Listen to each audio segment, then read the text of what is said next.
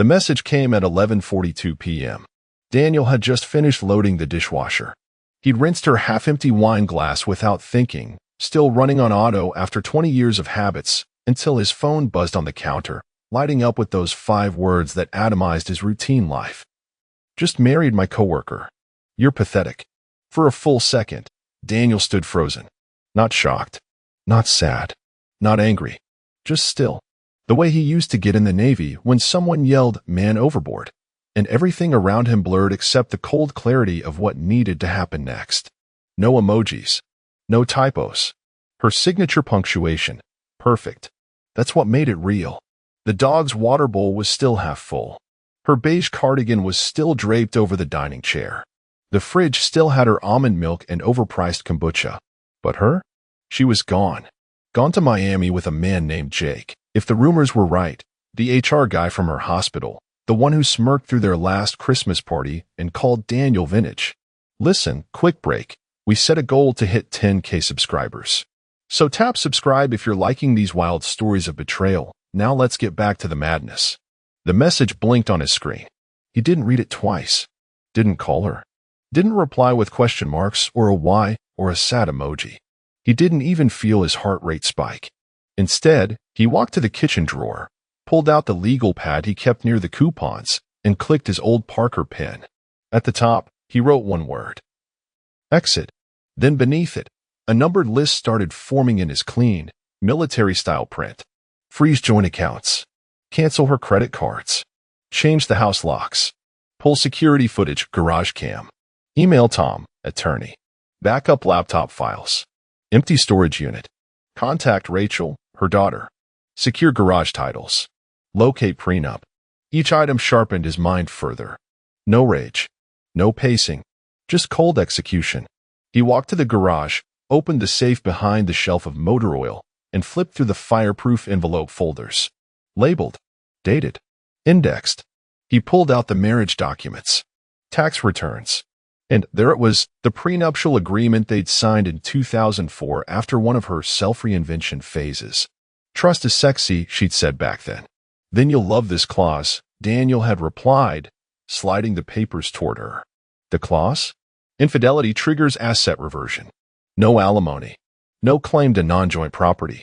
Her lawyer called it a trust parachute. She signed it with a joke. You're so romantic. He filed the folder neatly and turned off the garage light. At 12:03 a.m., he sat on the couch, opened his laptop, and logged into their Chase account. She'd withdrawn $9,200 2 days ago. Sloppy. Obvious. But not unexpected. The real money, his military pension, the high-interest savings, the safe deposit box at First Federal, none of it had her name on it. Not anymore. Not since 2016. By 12:28 a.m., her card access was cut.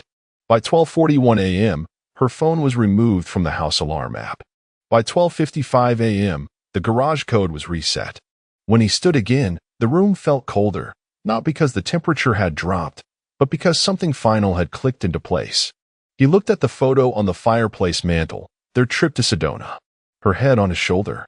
She'd posted it with the caption, "Grateful for steady hearts." He took it down, turned it face down. Then he walked into the bedroom and stripped the bed. Not out of spite, out of strategy. He opened the storage closet and pulled out fresh sheets. Everything she'd touched was becoming evidence. She thought he'd beg. She thought he'd chase. She thought he'd unravel. Instead, Daniel made his list. And item by item, her world would start to quietly collapse. By 7:12 a.m., she'd posted a photo of her legs on a white sand beach, captioned, "New chapter, ring palm tree sun." Daniel saw it while sipping black coffee in a clean mug she never liked. No hashtags. No mention of who took the photo. But his trained eyes noticed the reflection in her sunglasses, the outline of a man holding a phone. Probably Jake. Probably smug.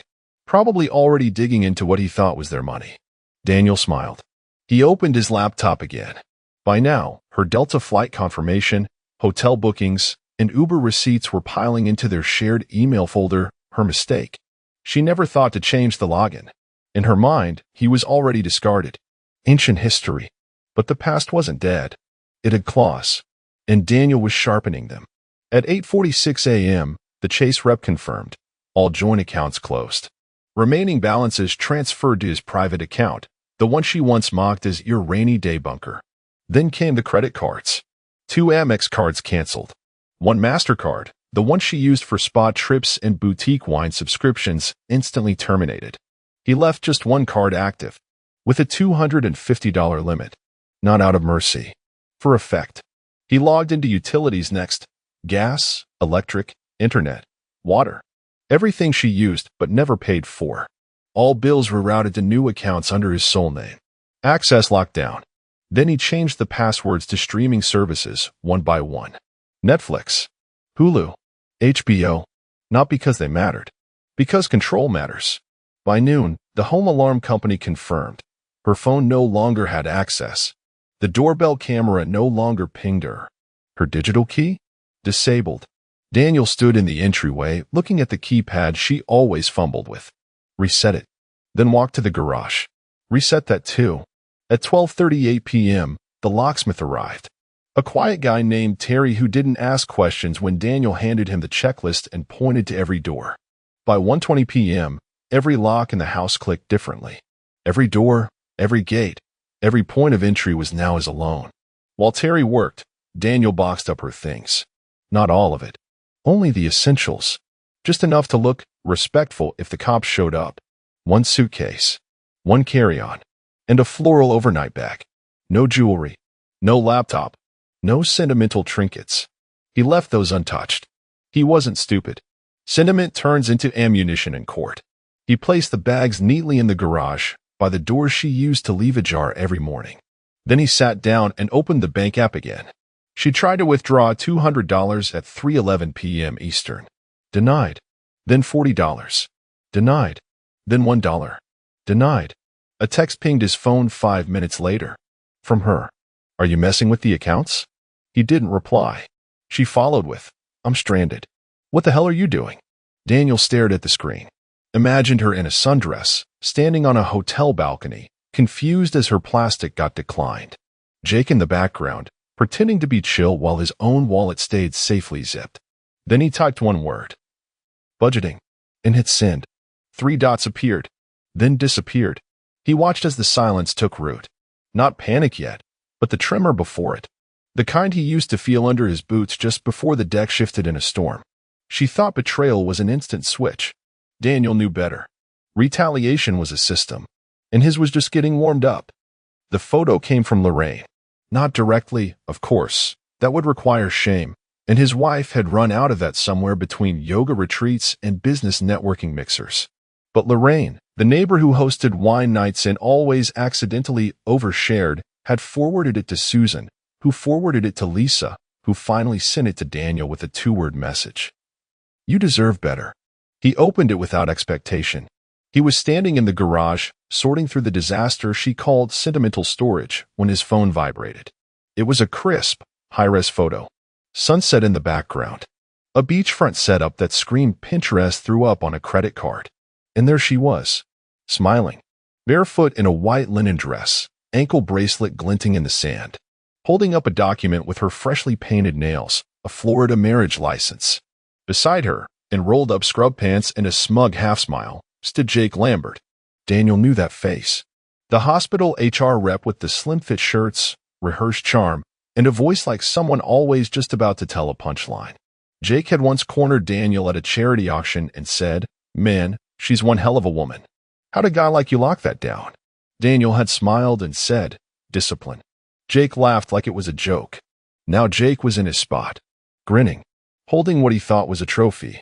Daniel stared at the photo until the screen dimmed. He didn't blink. He didn't sigh. He just pressed the power button and reopened it. Zoomed in. The signature was real. The seal on the certificate was real. The background? Recognizable. Key Largo, if his memory served, and it always did. And then he noticed something small. On Jake's wrist, Daniel's old watch. The one that went missing from the drawer last year. The one she claimed she'd accidentally donated to charity. An old Navy-issued Luminox, scratched from 3 deployments and soaked in saltwater stories. Jake wore it like an accessory, like a souvenir. Daniel walked back inside, sat at the kitchen table, pulled out the card from his lawyer's file, Tom Phelps, friend from his contractor days, now specializing in marital asset protection and high-value dissolutions. He dialed the number. Tom picked up. Dan, didn't expect to hear from you this decade. I need to review a prenup. Today. A pause. Got a feeling this isn't casual. It's strategic. Understood. Bring everything. And Dan. Yeah. Bring gloves. We're going to dissect. Daniel hung up and exhaled once through his nose. Not a laugh. Not relief. Just pressure release. Then he opened the cabinet above the fridge and took down the bottle he kept for war room moments, a 15-year-old Glenfiddich. He poured 2 fingers, neat. Not to toast. To prepare. Jake thought he was getting the prize. What he actually won was litigation with a man trained in demolition. And the marriage certificate? It wasn't a celebration. It was evidence. The fireproof box sat behind 2 gas cans and a crate of ratchet straps. He hadn't opened it since the wildfire scare 2 years ago, but Daniel kept the keys in a coffee tin marked Old Bolts because he'd learned long ago that the best hiding spots were boring ones. He wiped dust from the lid, turned the twin locks, and flipped the top. Inside, folders with color-coded tabs, each labeled with military precision. 1 red, 2 blue, 1 black. He slid the black one out thin, formal, no frills. The quitclaim deed sat inside, exactly where he'd left it 5 years ago. He remembered that day clearly, a Tuesday afternoon in September 2018. She was at a creative expression workshop in Sedona. He was in the office with his attorney, finalizing the living trust. The house, the same house she remodeled twice, painted 5 times, filled with eucalyptus candles and throw pillows that multiplied like roaches, had never technically been hers. Title: Lambert Property Trust. Ironic, now that the name belonged to Jake. Sole trustee, Daniel. Successor beneficiary, his nephew, Scott, a 27-year-old mechanic who once helped him build the deck out back. There wasn't a single line in the document that mentioned her name. Not because Daniel was planning to screw her. Because he saw her coming. She'd mocked him at the time for being paranoid. What's with all the secret paperwork, Daniel? You're acting like I'm gonna run off and marry someone. He had smiled, kissed her on the forehead, and said, contingency plans are my love language. Now, standing in the garage, he whispered. Funny how close I was. He took a photo of the deed and emailed it to Tom with the subject line, Foundation Secured. Then he printed a copy and slid it into a simple manila envelope. On the front, he wrote in block letters, for police use, property claims. He wasn't psychic, but he knew the next step. She'd try to come back. Try to huff and puff and cry on command. Maybe even get the cops involved. He locked me out of my home. Let her. The doorbell camera still had the clip of her rolling 3 suitcases out to the Uber. She'd even waved goodbye to the house like a dramatic teenager off to college. She probably thought she'd waltz back in when Miami got boring or Jake's credit score started to flinch. She had no idea that the house, the garden she posted on Instagram, the kitchen she pretended to cook in, the walk-in closet she treated like a boutique, legally belonged to a trust she couldn't touch.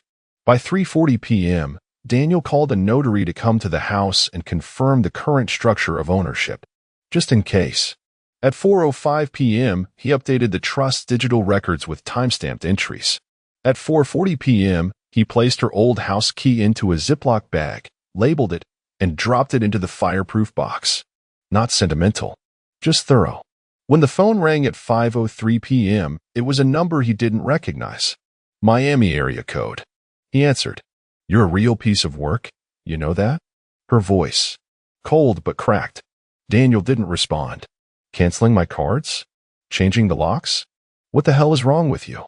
He finally spoke, calm as granite. Out of curiosity, did you read that marriage license before signing it?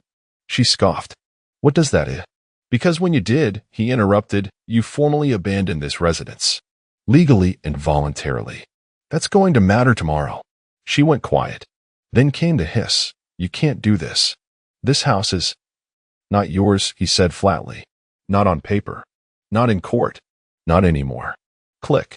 He didn't hang up. She did. Daniel tucked the phone into his pocket and looked out the window. The sun was setting behind the oak tree she once tried to have cut down because it blocked the vibe. He poured himself another cup of coffee. The kind of calm that settles in when the trapdoor's already open and the person hasn't noticed yet. The knock came at 7:11 a.m.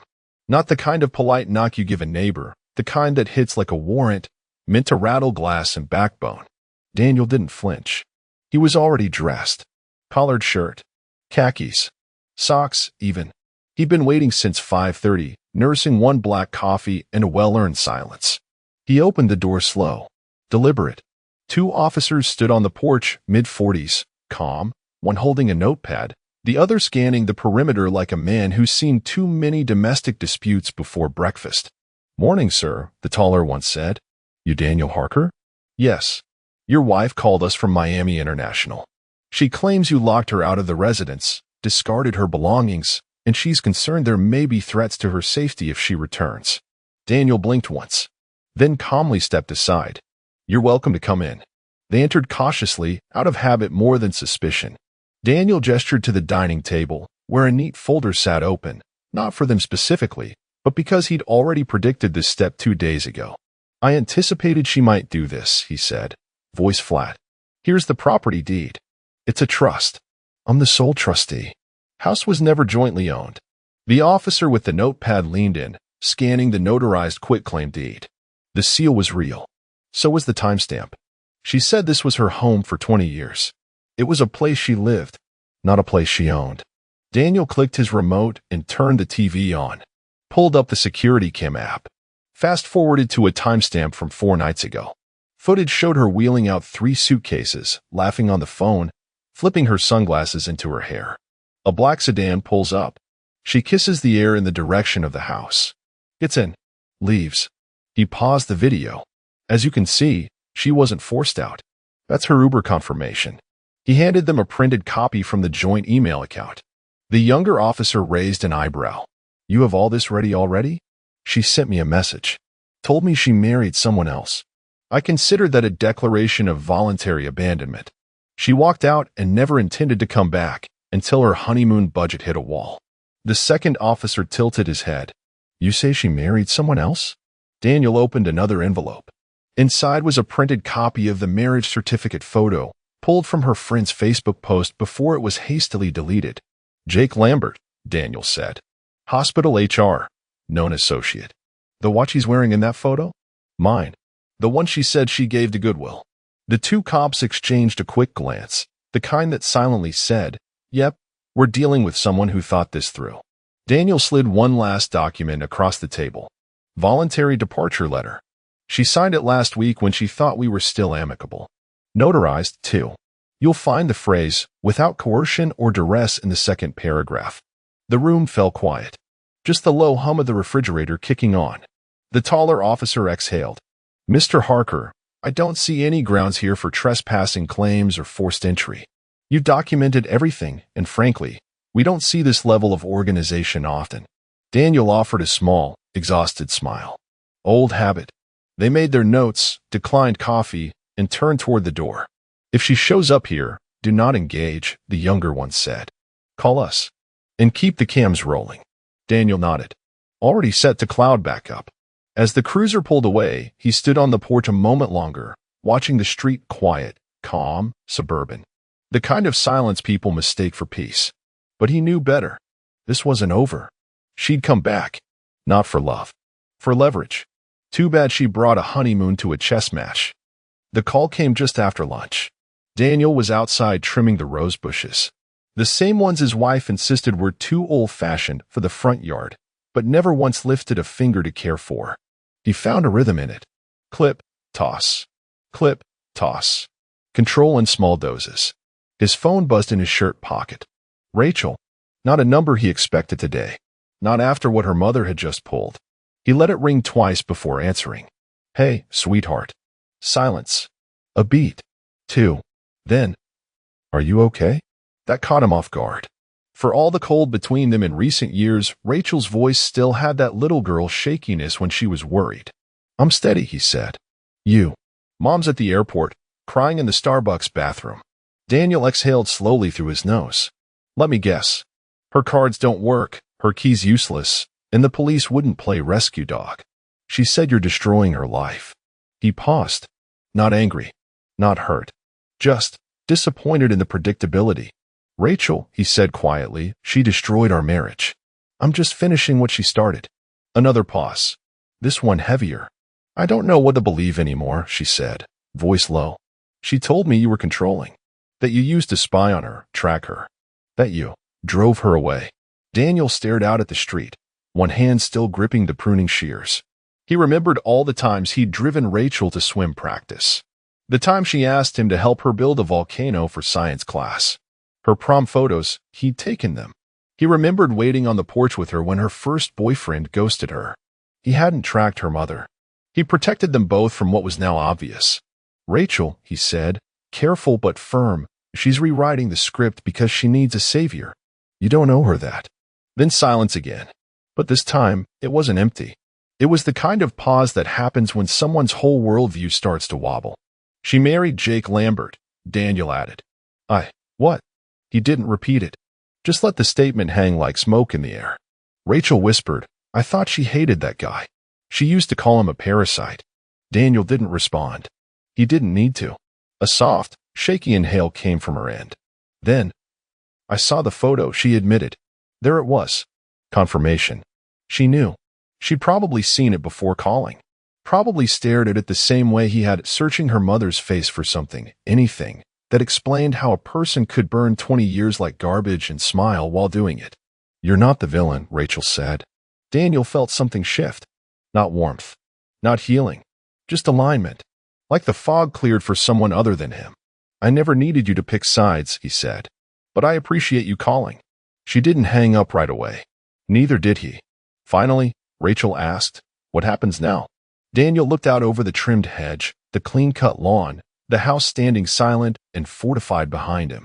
Now, he said, we let her figure out who Jake really is. Rachel didn't reply, but she didn't hang up either. And in that silence, Daniel heard something he hadn't heard in weeks. Loyalty returning. Not as a thunderclap, but as a breath. The resort was everything she dreamed of, the kind that made women post captions like, finally living, not just existing. Palm-lined walkways, towel boys in linen, bottomless mojitos that tasted like irresponsibility. She'd spent the first 2 days in a white bikini and denial, telling everyone who would listen, and a few who wouldn't, that she'd upgraded her life. That her husband, ex-husband, was a shell of a man who just existed to mow lawns and ruin the vibe.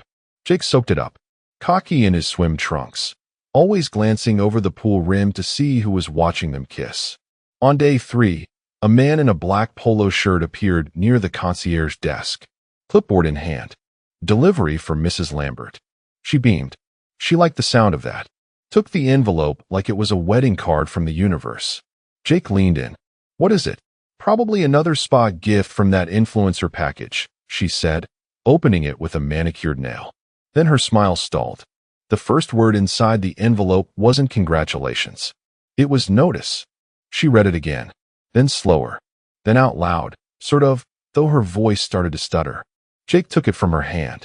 Petitioner, Daniel Harker. Claim, spousal abandonment. Filing date, retroactive to date of desertion. Asset freeze initiated, per Article 4, Clause 9 of the prenuptial agreement signed April 3, 2004. Jake's mouth twitched. What's this about a prenup? She blinked fast. It's old. It never came up. Apparently it's very current now, he muttered, flipping the pages. What the hell is reversion of premarital status? She didn't answer. Her legs crossed, then uncrossed. One hand gripped the edge of her lounge chair like it might float away. Jake kept reading. His tone shifted. Cooler now. Sharper. Frozen accounts. Frozen investments. Claims of bad faith withdrawal of shared funds. Pending litigation. She tried to laugh, but it came out crooked. He's just bluffing. It's Daniel. He gets dramatic when he's hurt. Jake turned the last page. Annex B. Pending court motion to reclaim marital assets withdrawn after abandonment. $9,200, he said. That's the number, right? That's what you took. She blinked. It was ours. It was his, apparently, he snapped. Jesus, you married me with frozen money. Now it was her turn to stiffen. Don't get self-righteous. You knew I wasn't divorced yet when we flew here. You said it was romantic. I didn't know I was flying into a legal landmine. Jake. No, no. You told me he was a dead fish. That he wouldn't do anything. That he'd probably just fade out like wallpaper. But this, he held up the envelope. This is war. She tried to grab it back, but he stood up, walked off toward the cabanas.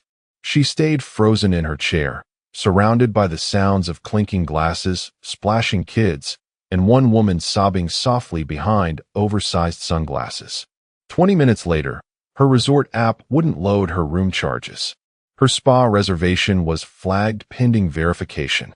When she called the front desk, they told her the card on file had been declined. Jake didn't return to the room that night, and her honeymoon officially ended, not in bed, not in sunset, but in litigation. Rachel showed up with hesitation in her shoes.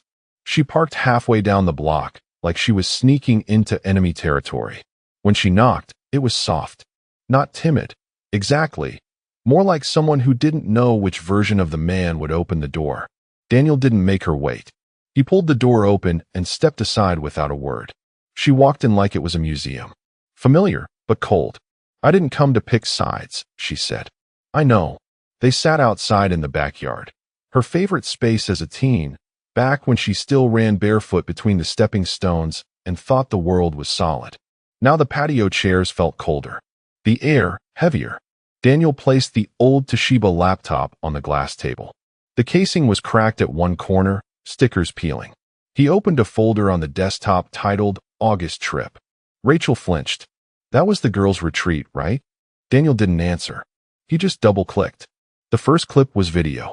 A grainy recording from a GoPro he kept mounted in the garage. She never noticed it because it looked broken. There they were, his wife and Jake, loading bags into the back of her car. Her saying, "You sure no one's home?" His voice, "Don't worry. He's probably rearranging his spice rack like always." Jake kissed her neck. She laughed. Daniel clicked next. A screenshot of a hotel check-in confirmation. 2 guests. Ocean View Suite. The timestamp matched the same weekend she claimed they were burning sage and journaling in silence. Rachel stared, her mouth tightening. Then came the audio files. A phone mic, clearly set to record and left on. Her mother's voice, giggling, tipsy. Daniel's boring. Like a fart in a church. Jake's laugh. Hey, I like churches. More audio. Room service orders. Snippets of her talking about divorce like a Netflix plot twist. He won't fight it. He's too tired to care. Rachel's head dropped. Jesus. Daniel didn't gloat. Just clicked to the final item. A PDF. He slid the laptop toward her. Open it. She did. Eyes scanning. It was the prenup, scanned, signed, and highlighted. A clause clearly marked. Section 7C. Infidelity clause. Activation of reversion of marital assets upon proof of extramarital affair by either party. At the bottom, her mother's signature, looping and proud. Rachel leaned back, eyes wide but glassy. She told me you were spying.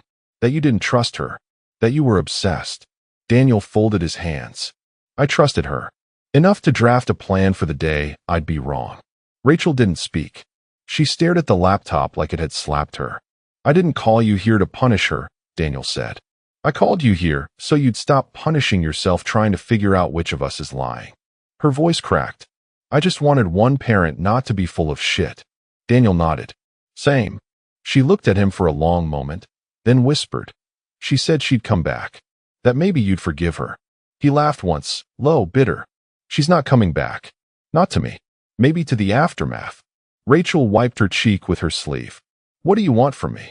Daniel stood, walked to the corner of the patio, and unlocked the old storage chest. Inside were 3 boxes. Her childhood keepsakes, a sealed envelope with her college fund, untouched, and a new laptop. For you, he said. Not a bribe. Just things that belong to you, not her. Rachel stared at it, then slowly reached for the boxes. She didn't hug him, didn't say sorry. But as she turned to leave, she said something that made the air feel warmer. I'm staying with my boyfriend this week. But if you need help clearing out her stuff, just call. The screen door clicked behind her. Daniel closed the laptop and leaned back.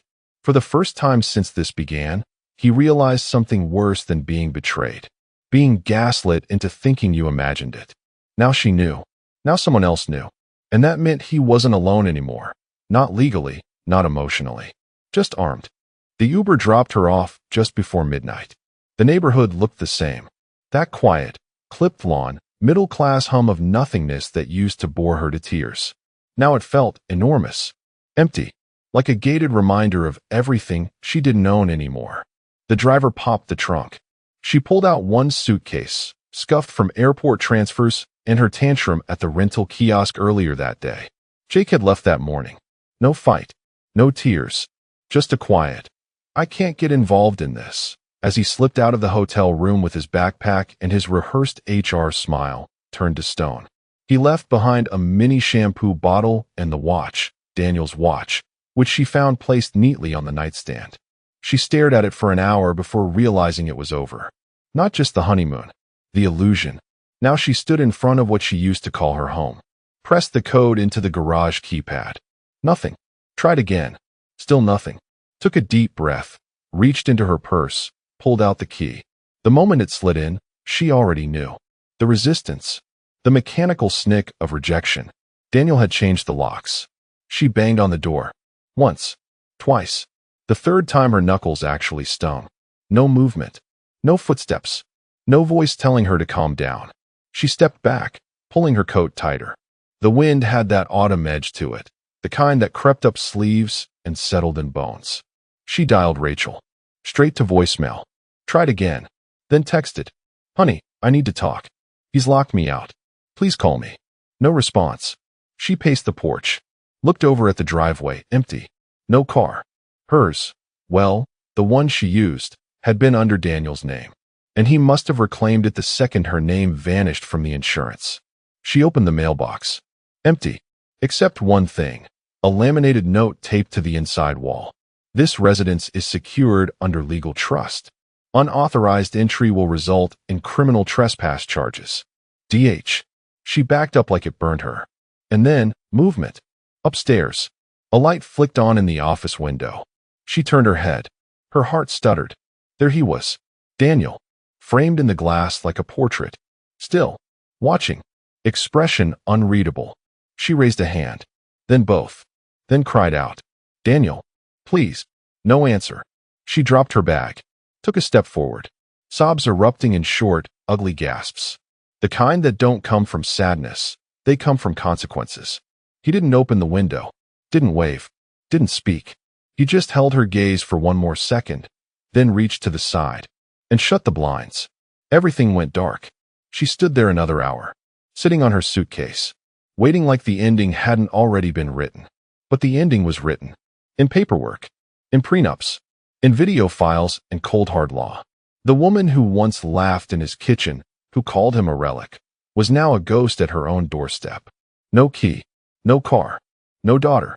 No backup. Just one cold suitcase and the sound of silence closing in. The courthouse smelled like old paper and resignation.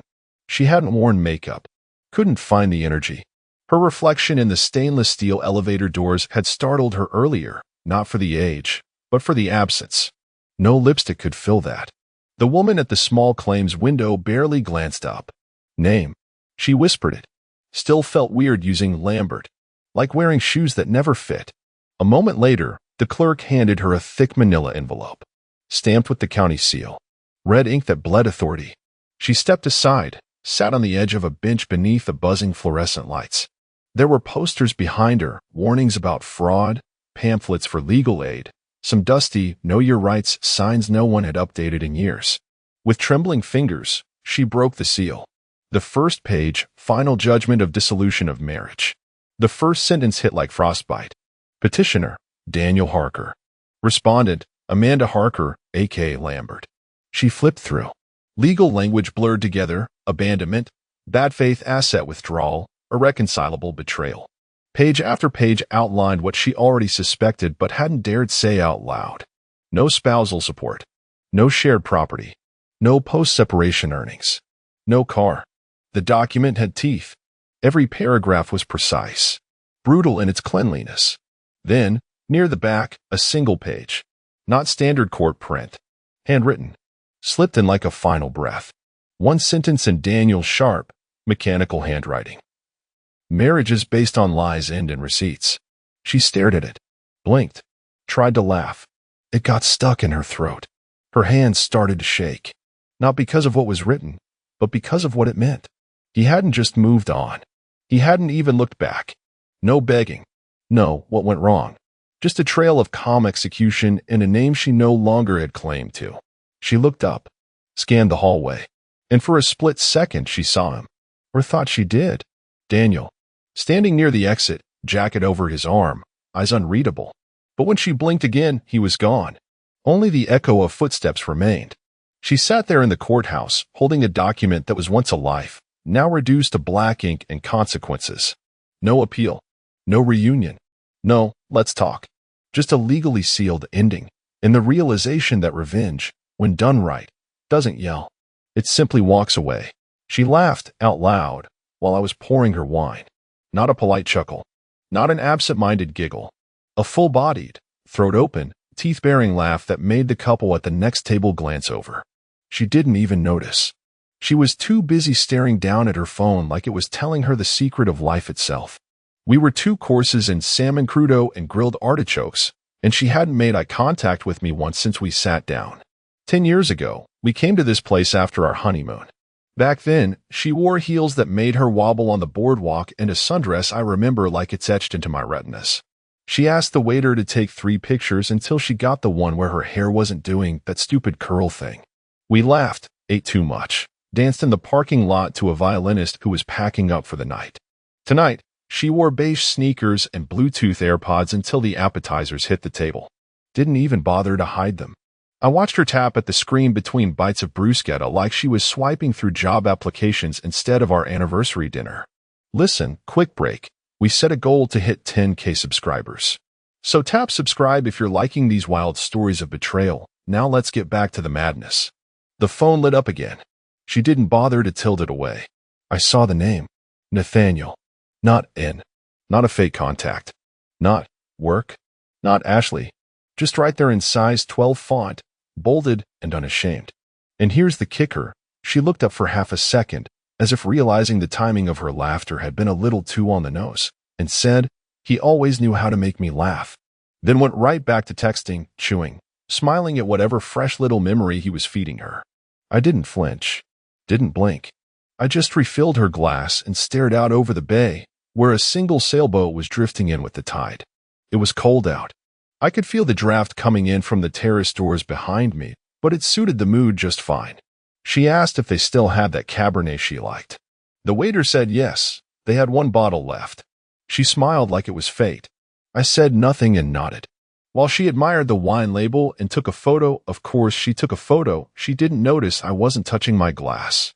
My hand was resting on the base of the goblet, turning it slowly, watching the condensation form tiny droplets that raced each other down the side. She didn't ask how my day was. Didn't ask about the dog I walked before dinner. Didn't even mention the fact I was wearing the same blazer from our wedding reception. Because she wasn't here. Not really. Her body was in front of me, posing like a mannequin with too much makeup and not enough sincerity. But her attention? That was 3 states away, or maybe just across town, wherever Nathaniel happened to be tonight. And what a name. Nathaniel. Not Nate. Not even Nathan. Nathaniel. You could almost hear the ivy growing up the walls of his condo when you said it. I took a bite of the duck confit, cold by now, and chewed it like it was cardboard. She snapped another picture of the wine, this time with the candlelit background. For a split second, her camera caught me in the edge of the frame. I watched her crop me out. The irony of that moment didn't hit me like a punch. It hit me like a surgeon's scalpel, precise, cold, expected. Let me be clear. I wasn't shocked. I wasn't even hurt. That stage had passed a while ago. There's a moment when you realize you're not a participant in the marriage anymore. You're just set dressing. A backdrop for someone else's performance. She wanted dinner so she could tell her friends she gave it one last try. So she could post the wine, the candlelight, the seafood tower, and caption it, trying my ass. I smiled when the waiter brought the second bottle. She was texting again, the screen glowing like a little lighthouse of betrayal right in the middle of our table. And yet, I just nodded politely, folded my napkin into a square, and waited. Because this wasn't a dinner anymore. This wasn't an anniversary. This was a funeral. And she didn't even know she was the guest of honor. She propped the phone up against her water glass like it was her dinner date. Her thumb moved in tight, gleeful circles across the screen. The way her eyes sparkled, soft and secretive, wasn't for me. I hadn't seen that look in years. I didn't miss it until I saw it given to someone else. Nathaniel. The name burned itself into my mind when I caught it, bright white font against a black screen, like a lighthouse warning before the rocks. No effort to disguise it. No coy in. No decoy emoji. Not even a buried thread under the work, label, or old friends. Just Nathaniel. Clear. Shameless. There was something almost admirable in the audacity. I remember when she used to smile like that while reading my messages. Now she smiled as she typed things to him, probably using phrases she thought I'd never understand or care to decode. She leaned back, adjusted her cardigan, and laughed under her breath, saying, "He always knew how to make me laugh," like it was just a passing comment. Like she hadn't just shanked me under the table with her butter knife. I glanced at my watch. Right on time. Let me explain something about humiliation. It doesn't show up as a sharp pain. Not at first. It arrives as a slow drip. It's in the way the waiter looks at your wife, then at you, and back again, because even strangers know something's off. It's in the silence between words, the way her voice lifts half an octave for someone she's texting, but drops to monotone when speaking to you. It's when your anniversary becomes background noise to her excitement about a man who, by all accounts, should have been dead and buried in your shared history. I let her have it. Let her bask. She thought she was in control. That I was too dull, too docile, too blind to notice. That my quietness meant weakness. That my calm was defeat. She didn't know I had already moved the pieces. 2 weeks ago, I paid for a month of surveillance software through our joint family plan. She'd agreed to it a year ago when our niece had a cyber stalker and apparently forgot I still had admin access. Rookie mistake. Everything she typed, every photo, every late night, "I can't sleep either" message was duplicated, archived, forwarded, compiled. And Nathaniel? Oh, Nathaniel was charming. I'll give him that. His texts were full of wit, nostalgia, just enough sexual tension to feel forbidden without crossing the line, until he did. Until the night she sent him a mirror selfie in that robe I bought her 5 Christmases ago, captioned, "Still fits." Barely. I kept that one. Not for court. For timing. Because everything hinges on timing. Like tonight. The candle flickered between us, casting golden shadows. She asked if I remembered the name of the waiter we had last time. I told her no. She didn't either. Small talk. Harmless. Her phone buzzed again. This time, she turned the screen ever so slightly away from me. As if that would make a difference. I nodded. Watched. Took another sip of wine and let my eyes wander to the chandelier above us. Each glass pendant swayed slightly as the heater kicked in. She didn't notice the air shifting. She didn't notice much of anything anymore unless it came through her phone. That was fine. I'd planned it that way. The truth is, men like me don't blow up. We don't throw plates or storm out of restaurants yelling obscenities. We endure. We study. We document. And when we move, it's surgical. She asked me if I wanted dessert. I said I'd wait. She smiled, almost pitying, as if she thought I was still holding on to some hope. She didn't realize I was holding something else entirely. Something sharp, deliberate, and wrapped in calm. I wasn't the one eating the last meal. She was. She just didn't know it yet. It was a Tuesday when I asked her. I remember because it was raining, and the roof had a small leak over the sunroom again. I was standing by the window, mug in hand, watching the drip pool on the tile like it was a metronome for slow decay. She was halfway through folding laundry, my shirts, mostly, when I said, casually, "Anniversary's coming up. Want to do something special this year?" She didn't look up, didn't even pause to think. Just muttered, "Let's keep it simple." Simple. Like our marriage was now a budget airline seat. No frills. No upgrades. Just enough room to survive the landing. She tossed a pair of socks into the drawer and moved on like I'd asked whether we were out of milk. I nodded and said, "Sure," with the same calm tone I use when talking to bank tellers or waiters who forget the order. Polite. Controlled. Not worth the energy to correct. But inside, that shrug was a detonation. Not because I expected romance. That ship sailed long ago sank, more like. It was the ease with which she dismissed the one day still tethered to a real memory. The way she didn't even pretend to care. That shrug was her saying, "I don't owe you the illusion anymore." So I returned to my office that night, not the one she thinks I used to tinker with old gadgets, but the real one, the one behind the false wall in the basement where she never bothers to go. The one with a lock she's never asked about. First, I contacted a firm, a quiet one, high-end, discreet. You don't find them on Yelp. You find them when you're serious. They set me up with weekly dumps of her cloud activity, text logs, photo backups, and location history, all accessible via our family plan. The same plan she insisted we keep because it saved money. Next came the finances. I called Marvin, my estate lawyer of 20 years. We met on a golf course she believes I visit every Thursday. We played 3 holes, then reviewed a trust restructuring in the clubhouse while pretending to argue about potters. Within 2 weeks, I'd severed our joint accounts at the Artery, liquidated my holdings into an irrevocable trust, one that didn't list her anywhere. I didn't close the cards. I just capped her credit to a number that would startle but not alert. Just enough to watch the wheels spin when she found her purchase declined in front of someone who mattered. Then came the paper trail, receipts, notarizations, signatures in blue ink, not black, and a single manila folder that I kept in my gun safe under the paperwork from my father's will. There was no gun inside. Just facts. Clean ones. Clinical. Ready for use. And all the while, I played along. I asked about her coworkers. She told me about Terry's divorce with an eye roll and a smirk. I asked about her Pilates schedule. She said she might skip Thursday to work from home. I smiled, nodded, refilled her coffee. Meanwhile, Thursday's Pilates took her to the Westin downtown, where Nathaniel just happened to check in under a rewards account still linked to his old email, the same one I'd recovered from her backup, buried beneath saved passwords and one-time codes. The digital footprints were sloppy, overlapping, like she didn't believe I'd ever dig, like I was a dog trained not to sniff anymore. She never saw the camera, just a little one. Hotel lobby, angle tilted down. Caught her brushing his coat collar with a finger while laughing into his chest. I watched that clip 12 times, not because it hurt, but because it didn't. That's when I knew the switch had flipped. The part of me that once wanted her to choose me had gone quiet, not dead, just no longer begging. So I planned, not for confrontation. That's what amateurs do. No, I planned for closure, for order, for an ending she wouldn't see coming.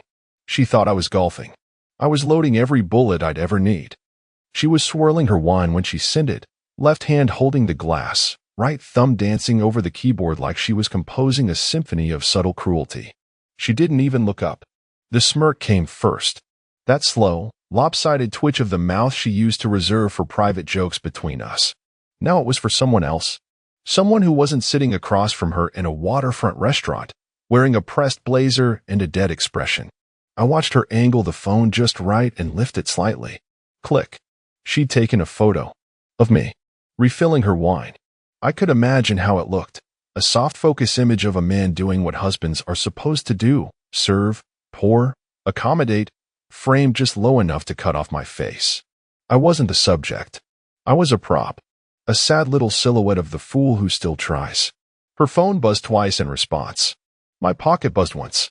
I reached down, pulled out my own phone, and saw the new message in the secure inbox I'd set up for the firm. A fresh sync from her cloud account. Subject, he's still trying. Poor man. Below it, the photo. Same angle. Same glass. Same moment. Frozen forever. I looked at it. Not for long. Just long enough to absorb the absurdity of it. I was quite literally being turned into a meme in real time by the woman who once promised she'd grow old with me. Turned into a punchline sent to a man who hadn't lifted a finger to deserve her loyalty but had apparently earned her laughter with a few late-night texts and a memory of better apps. I slid the phone back into my pocket and smiled. Not because I found it funny, not because I was surprised, but because that message was the final puzzle piece. The entire night had been scripted, timed down to the minute. I'd reserved the table a week in advance, tipped the maitre d' to ensure privacy, handed the envelope to the waiter earlier that afternoon. The letter was sealed. The drive was loaded. The wine was her favorite. Everything was curated to the illusion of normalcy. And now this? This was perfect. She didn't realize that every word she typed now served me. Every smirk she gave to her screen made my case stronger. I didn't need to accuse. Didn't need to beg, cry, or shout. I had the text, the timestamp, the photo, and the smile. God, the smile. It was like watching someone build their own coffin and decorate it with roses. She leaned across the table, eyes still glowing from whatever Nathaniel had sent back, and said, "You've been quiet tonight." "Just soaking it all in," I said. She raised her brow, probably thinking she still held the strings. That I was subdued, maybe suspicious, maybe sad. That she could toss me crumbs of affection later, and I'd be grateful for the scraps. She had no idea. The truth is, I wasn't quiet because I was broken. I was quiet because I was ready. I'd already detached. Already peeled her off my future like an old bumper sticker. My heart wasn't in this dinner. My heart wasn't even in this room. It was stored elsewhere, with the documents, the videos, the lawyer's number already on speed dial.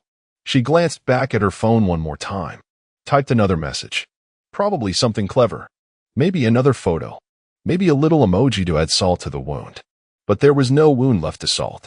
There was only the calm of a man who had turned the last page of the story and was already writing the epilogue. I gave a subtle nod to the waiter as she was midway through her third, innocent scroll through her messages. He caught it instantly. This wasn't his first performance. Polished, in his 30s, and sharp-eyed, he approached our table like it was a stage, and he was delivering the final act. One hand behind his back, the other holding the folded check tucked neatly atop a small, cream-colored envelope. No logo. No return address. Just her name in tight, serif font. "This came for you earlier, ma'am," he said, placing it beside her plate like it was a dessert menu. She blinked. "For me?" He smiled politely. "Yes, ma'am." Said it was important. She glanced at me, confused. I gave a warm, fatherly shrug. The kind of expression that says, maybe it's from the kids. Maybe it's a surprise. Maybe it's nothing at all. She wiped her hands on her napkin, suddenly nervous, and opened the envelope. I watched her closely now. There's something fascinating about watching lies evaporate in real time. The way the face changes. First, the confusion deepens. Then the pupils dilate. A little frown forms between the brows. The corners of the mouth start to twitch. And then, the drop. Line 3. That's where it always happens. Because line 1 was just her name, Camille Brighton. Line 2. Confirmation of trust reallocation, dated 2 weeks prior. Line 3. Effective immediately. You have been removed as co-beneficiary on all joint accounts, insurances, and investment instruments. That's when the blood left her face. And she hadn't even seen the USB yet. It was taped to the bottom of the letter, small and matte black, with a label in my handwriting, "For your records." She looked at me. Not angry, not hurt, just stunned, like a bird that had just realized the glass door was closed after flying into it. "What is this?" she asked, her voice suddenly small. "A little something I've been working on," I said, casually placing my napkin beside my plate. "Thought I'd give you a head start." She opened her mouth, closed it, glanced down at the page again, reading faster now. The legal phrasing started to hit. Phrases like irrevocable separation of financial interest, withdrawal of authorization, reallocation of marital assets. And then there was the footnote. All revisions filed under advisement of counsel. Signed, notarized, and enforced. Camille's hand trembled as she reached for the USB. She hadn't said Nathaniel's name once tonight. Didn't need to. He was already everywhere in that envelope, between the lines, behind the legalese, whispering through the weight of her own arrogance. She looked like she was trying to swallow but couldn't. Her jaw worked silently. Her tongue darted out to wet her lips. "You went through my..." "I protected what was mine," I said flatly. That stopped her. That's what this was, really. Not revenge. Not rage. Just reclamation. A quiet retrieval of dignity from a woman who had treated it like background music. I'd watched her dismiss me, reduce me, crop me out of the picture, and now I was cropping her out of the life she thought she still owned. She looked around suddenly, as if realizing the room was still filled with other diners. Normal people. Laughing. Talking. Living in worlds where their anniversaries weren't nuclear events. I took a slow sip of water. "You're making a scene," I said, almost kindly. That's when she froze, half in, half out of panic. Because now she had a decision: unravel publicly, or hold it together and unravel later, privately. She chose silence. Smart. The USB trembled slightly in her hand, and she tucked it under her napkin like it might burn the table. But her eyes never left the page. They just widened. Line by line, clause by clause, realization by realization. The house, the pension, the cards, the savings. Gone. Already done. Already filed. Already enforced. I had simply waited for the check to arrive so I could deliver the bill. And what she owed now wasn't money. It was the understanding that her empire of secrets had just collapsed in full view, without a single word raised. That's psychological warfare. And I didn't even raise my voice. Her hands were shaking now. Not dramatically, just enough for the letter to make a soft tremble against the tablecloth. It was almost beautiful, watching the paper betray her like she betrayed me. She read the first bullet again. Slowly. Transfer of your joint credit limit to a 0 line. It didn't even register at first. You could see her mind try to translate it into something temporary. A glitch. A mistake. Surely not intentional. Then the second. Confirmation of trust restructuring, with your beneficiary status revoked. She blinked hard, rereading it twice. Then her eyes slid across the bottom of the page. Her lips began to move silently, sounding it out. Attached file, anniversary gift.mp4. She froze. Her gaze snapped up to me like a spotlight just found the killer at a magic show. I was mid-sip. Water, not wine. No sense dulling the moment. You'll want to watch that before dessert, I said, setting my glass down with all the finality of a judge dropping a gavel. She opened her mouth to speak, but nothing came. No accusation. No denial. No performance. Just silence and that panicked flutter in her throat, like her body was trying to catch up to a truth her brain had been avoiding. She reached under the napkin and pulled out the USB again, turned it in her fingers like it might whisper its contents if she held it just right. Is this a joke? She finally asked.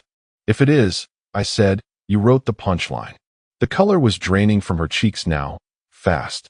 She sat rigidly upright, scanning the letter again, hoping the language might change if she just stared long enough. But legal phrasing doesn't lie. It just clarifies. And every clause she'd skipped, every sentence she'd glossed over, was now a flare in the night sky. She'd spent months planning lies. I'd spent weeks building exits. She reached for her wine glass, but her hand missed the stem by half an inch.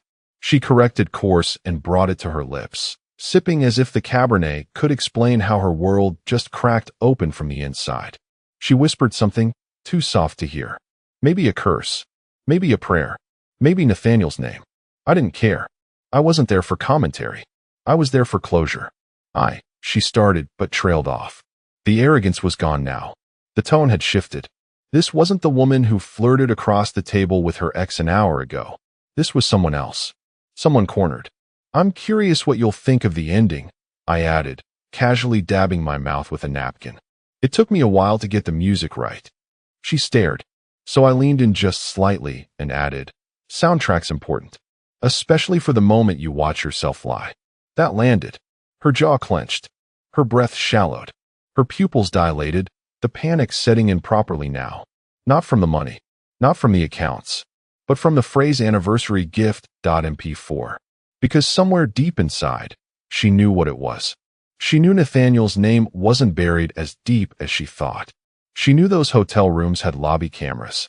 She knew what she said, what she wore, how she laughed when she thought no one was listening. I was listening. She looked down at the USB again. A small thing. Just a little sliver of plastic and secrets. But her hand wouldn't close around it anymore. Like it weighed 50 pounds. I don't understand why, she tried. No, I interrupted softly. You understood exactly. You just thought I wouldn't. Her mouth opened, then shut. She turned her eyes toward the windows, like escape might be outside if she could just look hard enough. But there's no exit in understanding you're no longer the author of the narrative. You're just the footage, the subject, the exhibit. And dessert hadn't even arrived yet. She waited until midnight. Maybe she thought darkness would soften it. Maybe she wanted the house quiet, free of witnesses. Maybe she needed to be alone to maintain the illusion she could still manage the fallout. She shouldn't have waited. She slid the USB into the side of her laptop like it might bite. The screen flickered once, then a folder opened. One file. One line of text. Anniversary gift.mp4. No password. No encryption. Just a single double click between her and everything I'd already seen a dozen times. She hesitated, then clicked. The video began with silence. Then, a slow fade in. White text on black. You once said honesty is a gift. Then, her messages. They didn't appear like a chat bubble. They appeared one by one, center screen. Black text on stark, white background. The kind of layout that makes every word look like a headline. Still wearing the perfume you liked. He doesn't even notice. I feel like I'm married to a ghost. He refilled my wine, and I wanted to scream. I hate the way he breathes when he's tired. Pause. Then my voice. Calm. Flat. Studio quality recording. I'd gone to a professional just for this. You once said honesty was the one thing that mattered to you. So I gave it back. Every word. Every lie. Every moment you thought I was blind. Her eyes welled, but she didn't blink. She didn't move. You texted Nathaniel the night I was in the ER for chest pain. You said, quote, he always thinks it's his heart. Maybe it finally is. I'd missed the dog. Pause. Then the screen changed. Grainy hotel lobby footage. Timestamped. She enters from the right. Business trip, suitcase in hand. Laughing. Nathaniel follows. His hand brushes her lower back. She leans in. The concierge hands over the keycards without ID. She flashes a familiar smile. The one she used to reserve for anniversaries. That moment froze. Then zoomed. My voice again. March 14th. Same day you told me your boss made you work overtime and your phone would be off. You said the Wi-Fi at the hotel was spotty. Didn't know the lobby camera had better service. Then the elevator doors close. Her smile lingers just a second longer than Nathaniel's. Then, black screen. Then white text again. You never asked for forgiveness. So I didn't offer any. Camille stood, pacing now, arms crossed. She paused the video. Pressed play again. Rewound. Watched the hotel scene twice. By the third time, she wasn't pacing anymore. She was sitting, clutching the sides of the chair like the footage might pull her in. Then came the last scene. Just me. Standing on the balcony of the same restaurant where it all fell apart. Sunset behind me. Wind moving my jacket. The camera was steady, tripod. Set up days earlier, when I rehearsed this part until it didn't hurt. I looked directly into the lens. Happy anniversary, Camille. You're free now. No more pretending. No more stories. No more us. Then a click. Like a switch flipping. And the screen went black. She stared. The silence afterward wasn't cinematic. It was sterile. Empty. Mechanical fan humming in the background. Like a hospital room monitor disconnected from a flatline. She looked at her phone. Opened her texts. Typed something to Nathaniel. Then deleted it. Typed it again. Deleted it again. Her world wasn't broken. It was documented. Frozen in digital ink. Labeled and filed under unrecoverable decisions. She tried to breathe steady, but her chest kept stuttering. The kind of shallow panic that doesn't show up in sobs, just tremors. Like her body knew something was gone, but hadn't decided whether to collapse or scream. She unplugged the USB and stared at it like it had teeth. Then looked around the house, the kitchen island, the wine glasses, the framed photo of us in Capri. She was the only one smiling in that photo. She just hadn't noticed before, but she did now, because now she'd seen what it looked like from the outside, and now there was no inside left. The panic started subtly, a tightness in her chest when the first call went sideways. Camille rang the bank's customer service line, expecting the usual hold music, a minor inconvenience. Instead, the voice on the other end read a script she'd never heard before. I'm sorry, ma'am. You're no longer listed as an authorized party on this account. For further inquiries, we'll need to speak directly with the primary holder. She stammered. But I've been on this account for 20 years. Yes, ma'am. The change was processed last Thursday. Is there anything else I can help you with today? She hung up mid-sentence. Next was the credit card. She opened her laptop and logged into the corporate expense portal. She put a few things on it over the last few days. Flowers for her sister's birthday, a brunch with Terry, maybe a dress or two. She clicked the balance. It read $0. Transaction history. Wiped. Access. Revoked. She tried a test purchase on her phone. A rideshare to the firm. Declined. Then again with a coffee shop load. Declined. Her hands started to sweat. She called the card company directly. There must be a mistake, she said, trying to sound calm. My card is being declined and I... Are you Ms. Camille Brighton? Yes. I'm sorry. As of Friday, this card has been frozen under account protection status. We've issued a revalidation order. The primary account holder has requested no further charges be approved until legal clarification is resolved. Legal clarification? She repeated. From who? A pause. Then, carefully, Mr. Victor Brighton, ma'am. It was the first time she said nothing on a phone call in her adult life. She didn't ask for more. Just hung up and stared at the screen like it might blink and change. She called her attorney, Mitch. Mitch, what the hell is going on? A sigh. Not surprised, just resigned. Camille, I got a courtesy copy last week. Victor's attorney filed a motion to initiate full separation of assets, along with a restraining clause for shared accounts and property claims. You weren't listed as a respondent. It's already active. You should have called me sooner. No one told me. You weren't required to be told. He filed under fiduciary independence due to suspected breach of financial integrity. It's airtight. She nearly dropped the phone. It was a perfect ambush, quiet, clean, staggered. She hadn't just been removed.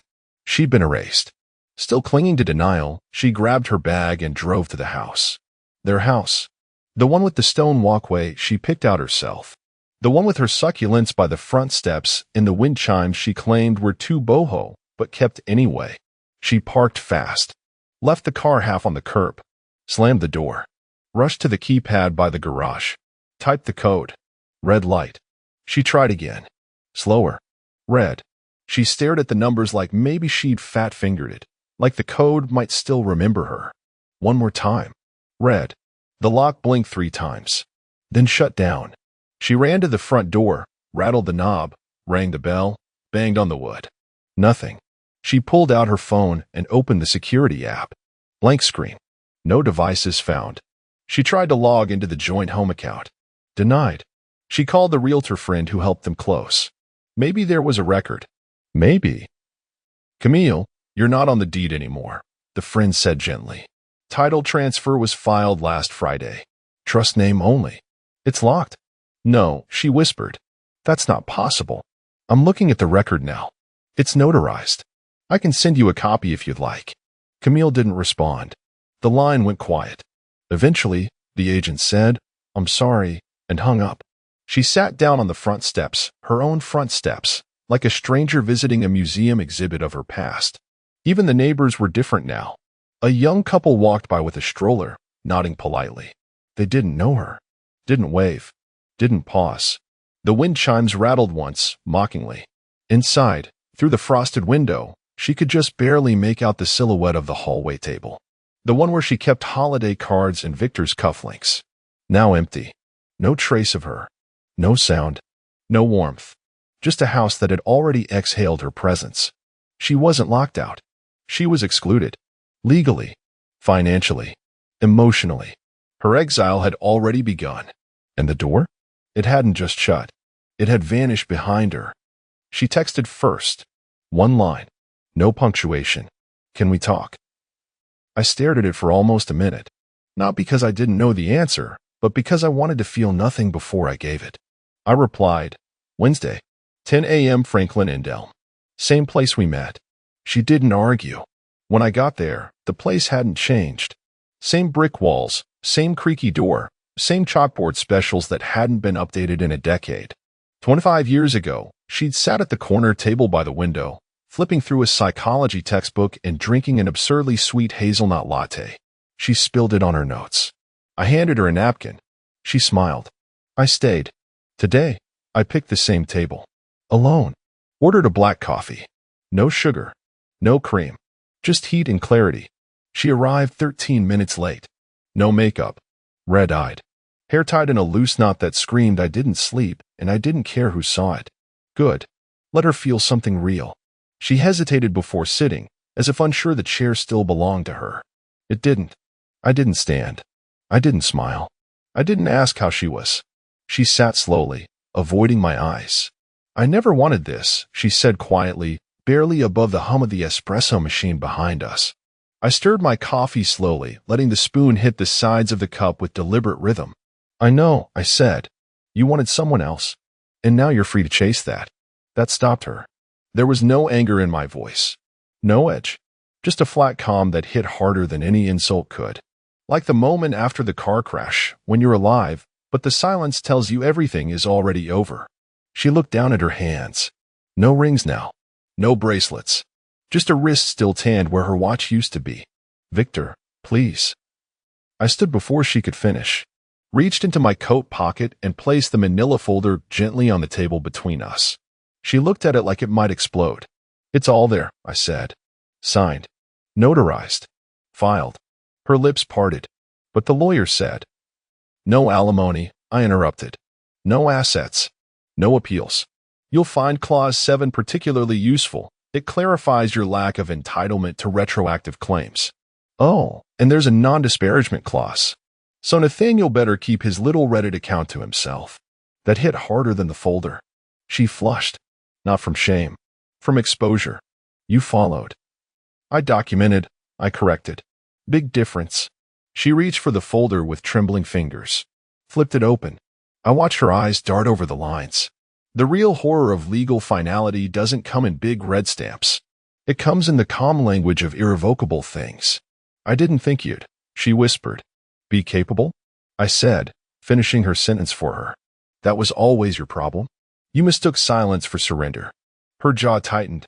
Not from defiance, more like a muscle that forgot what dignity felt like under pressure. Victor. I was lonely. So you made me invisible, I said, standing straighter. And now you are. She clutched the folder tighter, as if holding it could rewind anything. It couldn't. I dropped a 20 on the table. More than enough for a coffee I didn't intend to finish. Before leaving, I leaned in. Just enough so she could smell the breath of finality. I'll always remember this place, I said. It's where I met you. Pause. And now it's where I left you. I walked out into the sunlight, cool wind biting at my collar. Behind me, the bell above the door chimed once. She didn't follow. Because she knew. She wasn't invited to the rest of the story. She read it once, lips moving silently. Then again, faster, like the second time would change the words. Like maybe she had misread, irrevocable or terminated. She hadn't. The wine glass tipped first. Not a dramatic sweep, just a clumsy, panicked elbow against the base. The stem wobbled once, then toppled. Red spread across the tablecloth like blood and water, crawling toward the letter she just tried to pretend didn't exist. Her breath hitched audibly. A tiny gasp, sharp and involuntary. She tried to hold it in, but it slipped. That sound, it cracked her composure wide open. Then she stood. Abrupt. Chair scraping backward. Forks clattered on nearby tables. Heads turned. She didn't notice.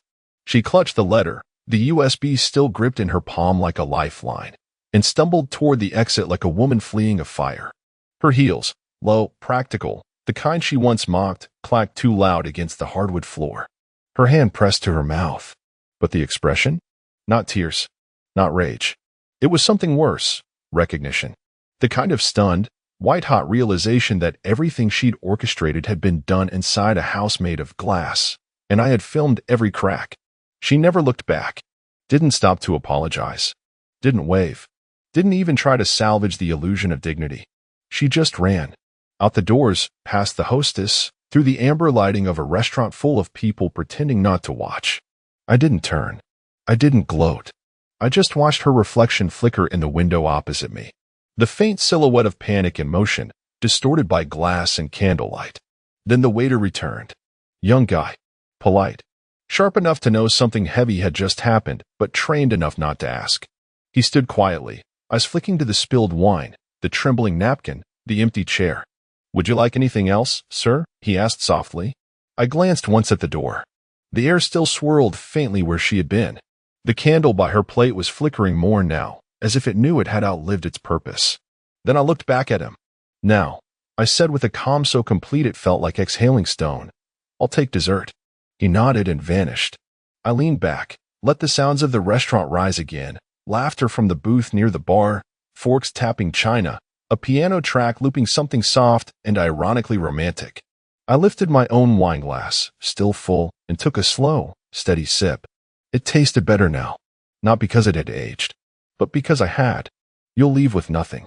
My attorneys covered every angle. She said it like she was reading off a wine menu. Flat, deliberate, polished.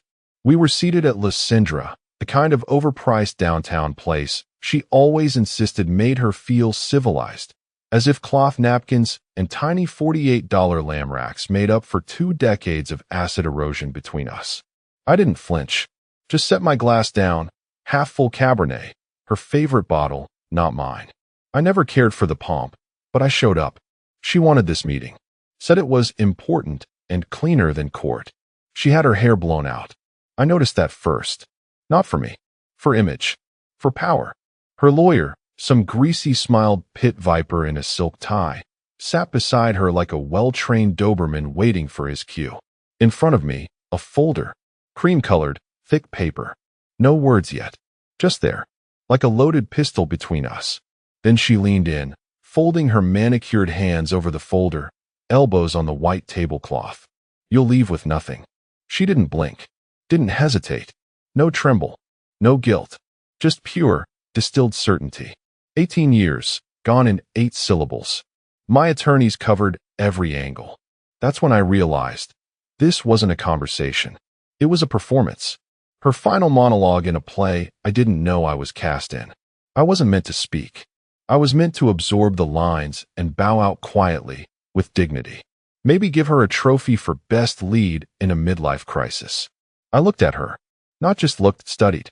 Like she was a foreign language I once knew but forgot. She wore a navy dress I didn't recognize. New. Probably bought for tonight. Jewelry. Modest, but carefully chosen. All signs pointed to control. Clean cut. Erased history. And still, I saw the twitch in her left eye. The corner of her lip that kept wanting to smirk. Not nerves. No. It was pride. She thought she'd won. I pushed my chair back slowly. No rush. No dramatics. No heat. Just motion. Her lawyer tilted his head slightly, like he couldn't decide whether to gloat or ask if I had questions. I left the folder untouched. Then, looking her square in the eyes, I said, quiet enough that only she heard. Then don't wait for a word from me. Not a threat. Not a plea. A statement. Cold. Flat. Like her wine. I stood, tucked the chair back under the table, and walked out of that restaurant. I didn't pay. I didn't look back. I heard her say something behind me. Some forced remark to smooth over the moment with the lawyer, but it sounded distant. Hollow. Like echoes in an empty ballroom. That was the last time we ever spoke face to face. What she didn't realize is that silence is not surrender. It's just the sound of the knife being sharpened. Ellen had rehearsed for a scene. The kind where voices rise, chairs scrape the floor, and the waiter awkwardly pretends to check on dessert options while a marriage explodes 3 feet from the kitchen door. But instead, she got silence. Tom adjusted his coat like it was just another winter evening. Tugged the collar up. Buttoned it slow. Deliberate. As if he were closing the chapter himself, stitch by stitch. No trembling hands. No begging. No protest. No, what about everything we built? Just a slight nod to her attorney, like the man had offered him a pen, not the guillotine. And then Tom walked. Past their table. Past the bar. Past the couple celebrating an anniversary with overpriced oysters and empty promises. She blinked. Actually blinked. Like she missed a cue. Tom, she called, but only in her head. Out loud, she said nothing. Couldn't. Because he was already gone. The attorney cleared his throat. Tried to pretend he wasn't a little rattled himself. Well, he mumbled, flipping the folder closed. That was straightforward. Ellen replied, lifting her glass to cover the heat rising in her neck. Predictable, really. But it wasn't. It wasn't predictable. Not for Tom. That man once argued over the thermostat with all the fire of a trial lawyer.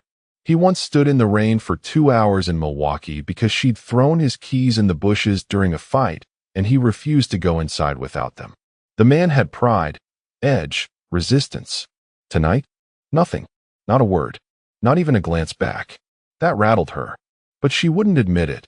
Not to the attorney, not to herself. So instead, she did what Ellen always did when cornered by her own doubt. She rerouted. Later that night, at a wine bar in River North, she met her friend Susan.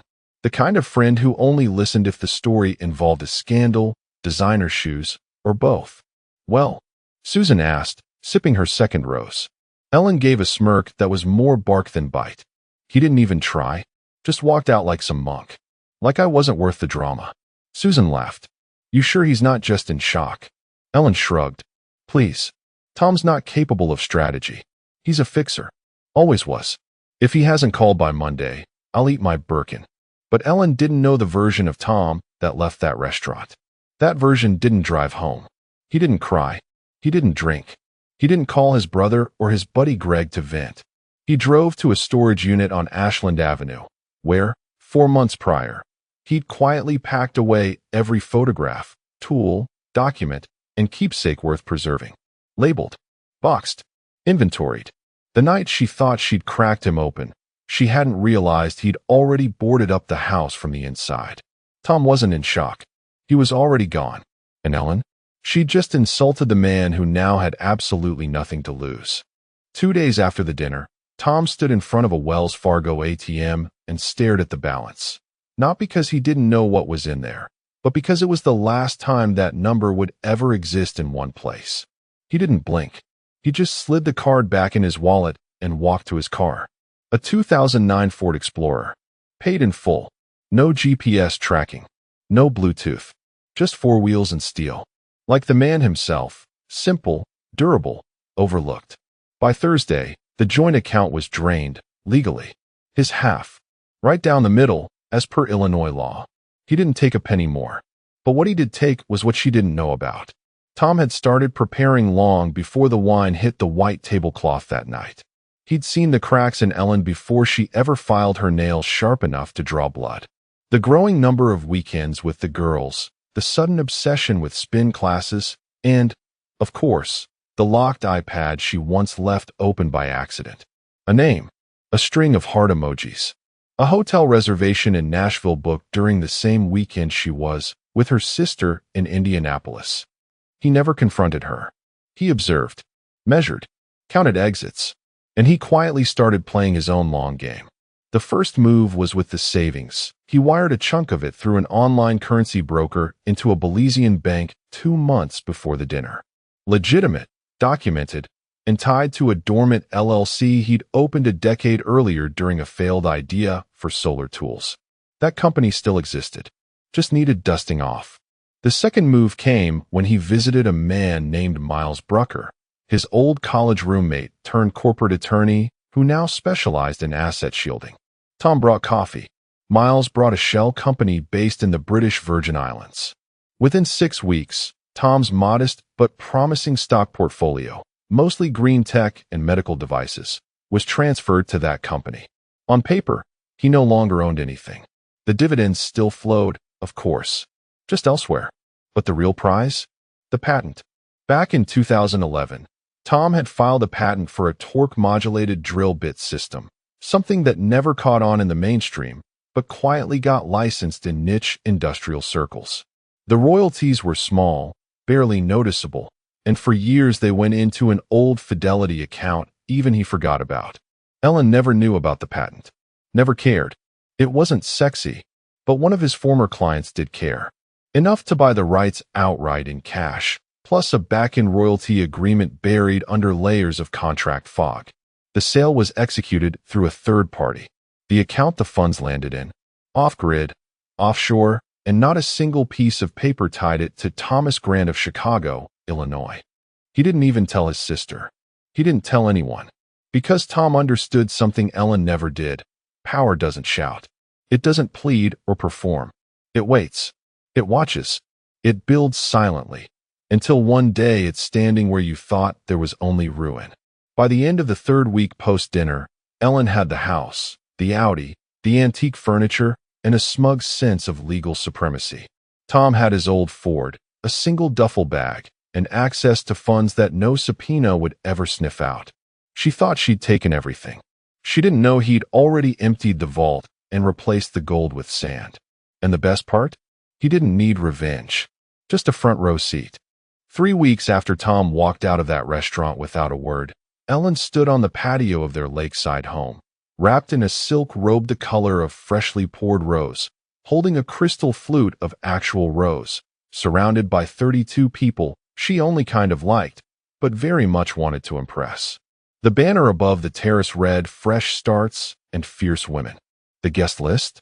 Lawyers, realtors, yoga instructors, a former backup dancer from a casino tour who now sold essential oils, and one man Ellen swore wasn't her date, but who somehow managed to stay 2 inches from her elbow the entire night.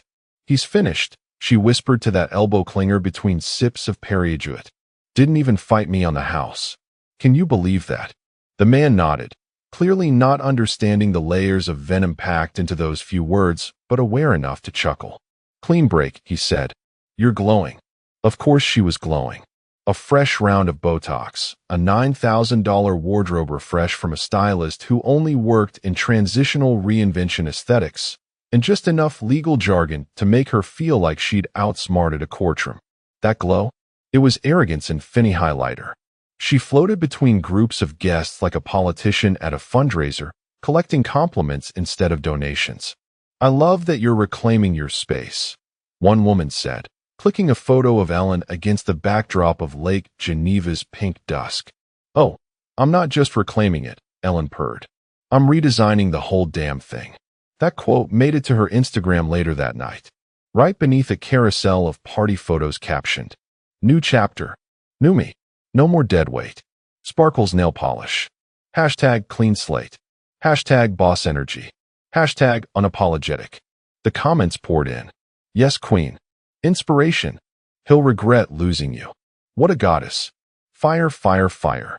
Ellen replied to every single one, sipping another glass of champagne while her heels dug into the newly landscaped lawn. Paid for, ironically, with the final paycheck from Tom's consulting job. Inside, on the marble island of the kitchen they'd remodeled together 4 years ago, lay a stack of renovation sketches. She had plans, big plans. An outdoor sauna, a wine cellar, a meditation room where Tom's office used to be.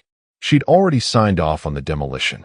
The party crescendoed with a toast she gave, glass held high under the hanging lights, to closing chapters with class and opening new ones with fire. Applause. Laughter. Another hashtag moment. But no one noticed that the pool lights flickered once, or that the AC sputtered for a moment, then kicked back in. And certainly, no one questioned why the third mortgage statement, which had mysteriously gone digital 2 weeks ago, still hadn't shown up. The illusion was intact. For now, Ellen believed she had won. The world applauded her curated triumph. She posted selfies with other divorcees like war survivors trading medals. She burned sage in the master bedroom and bragged about the exorcism of dead energy. But beneath all that filtered victory, the ground was already shifting. Tom had let her decorate the stage. He just hadn't told her the trap door beneath it was already unlatched. Tom arrived in Seattle with a single duffel bag, a worn laptop, and a voicemail from a man named Richie Keller that simply said, "If you're still breathing, I've got something for you." Richie was the kind of friend time doesn't delete, just puts in a drawer until you remember where you left him. They'd worked together during the 2000s at a mid-tier automation company, back when Tom still believed in office coffee, quarterly reviews, and synergy. Richie had always been the idea guy. Tom, the one who actually made it work. Now, 20 years later, Richie was divorced twice, semi-sober, and running a scrappy AI-adjacent startup out of a converted warehouse north of downtown. No sign out front, just a keypad and a steel door painted the color of regret. Tom punched in the code Richie texted him and stepped into a world that smelled like whiteboard markers, burnt solder, and the cheap optimism of people who still believed the world could be disrupted if you just coded hard enough. "Jesus," Richie said, grinning through a 5-day beard. "You look like someone who just buried his past." Tom gave a thin smile. "I didn't bury it. I left it where it wanted to be." They didn't talk about Ellen. Richie didn't ask. That was the thing about men who've both taken punches. Some wounds are obvious. Others show up in how you stir your coffee. Over the next few days, Tom got to work. Quietly, relentlessly. He wasn't there to dream. He was there to build. The product? A machine learning tool that could optimize logistics routes for mid-sized manufacturing plants. Boring to most, gold to the right buyers. Tom didn't care about the buzzwords. He cared about function. If it solved a problem, someone would write a check. And if someone wrote a check, he was back in business. He took the graveyard shift. From 9 p.m. to 3 a.m., he sat under humming fluorescent lights, sketching circuit diagrams, rewriting the back-end code, testing routing simulations against real-time data. Every keystroke felt like an answer to a question Ellen never let him finish. He didn't rent an apartment. He sublet a room above a Vietnamese bakery. It smelled like coriander and survival.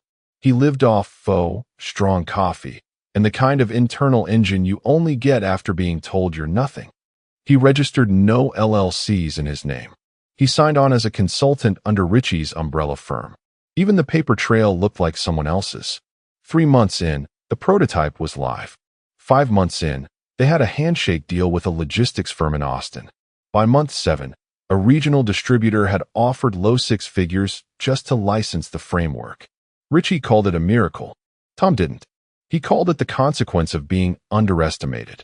At night, when the warehouse was empty and the city buzzed like a soft warning in the distance, he'd sit at his desk, rub his wedding ring, which he still kept in a drawer, not out of sentiment, but out of reminder, and whisper to the empty space. She wanted me to leave with nothing. Now he had a product. He had a partner. He had a future that no judge could assign and no lawyer could touch. And Ellen? She was still in Chicago, sitting in a house paid for by a man she believed she'd dismantled, while that same man quietly rebuilt himself, piece by calculated piece. No applause. No Instagram posts. Just progress. Silent. Steady. And very, very real. It was a Thursday morning when Ellen's phone rang. 9:17 a.m., just after her almond milk latte and before her Pilates instructor arrived. The name on the screen read David L., her attorney. Usually, his voice came with reassurances, strategic updates, and thinly veiled flattery. He had told her more than once she was an ideal client.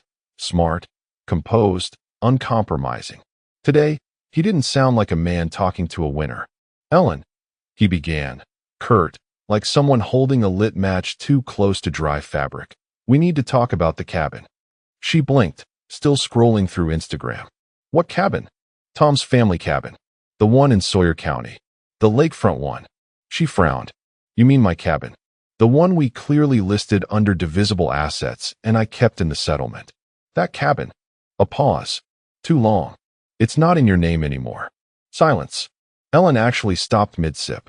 I'm sorry, what? David exhaled like someone who didn't like being the messenger. We were finalizing the lien removals, routine follow-up, and ran into a snag. The property was transferred to a trust, a revocable living trust with no direct beneficiary listed. The paperwork was filed 6 weeks before you served him the petition. Ellen felt the words like cold water against bare skin. No, no, no, no. Tom never mentioned anything about a trust. That cabin was ours. It's been in his family since the 70s. We painted it together last fall. I hosted a book club retreat there, for Christ's sake. I understand, David said. But legally, it's airtight. He signed it over to the trust while still married.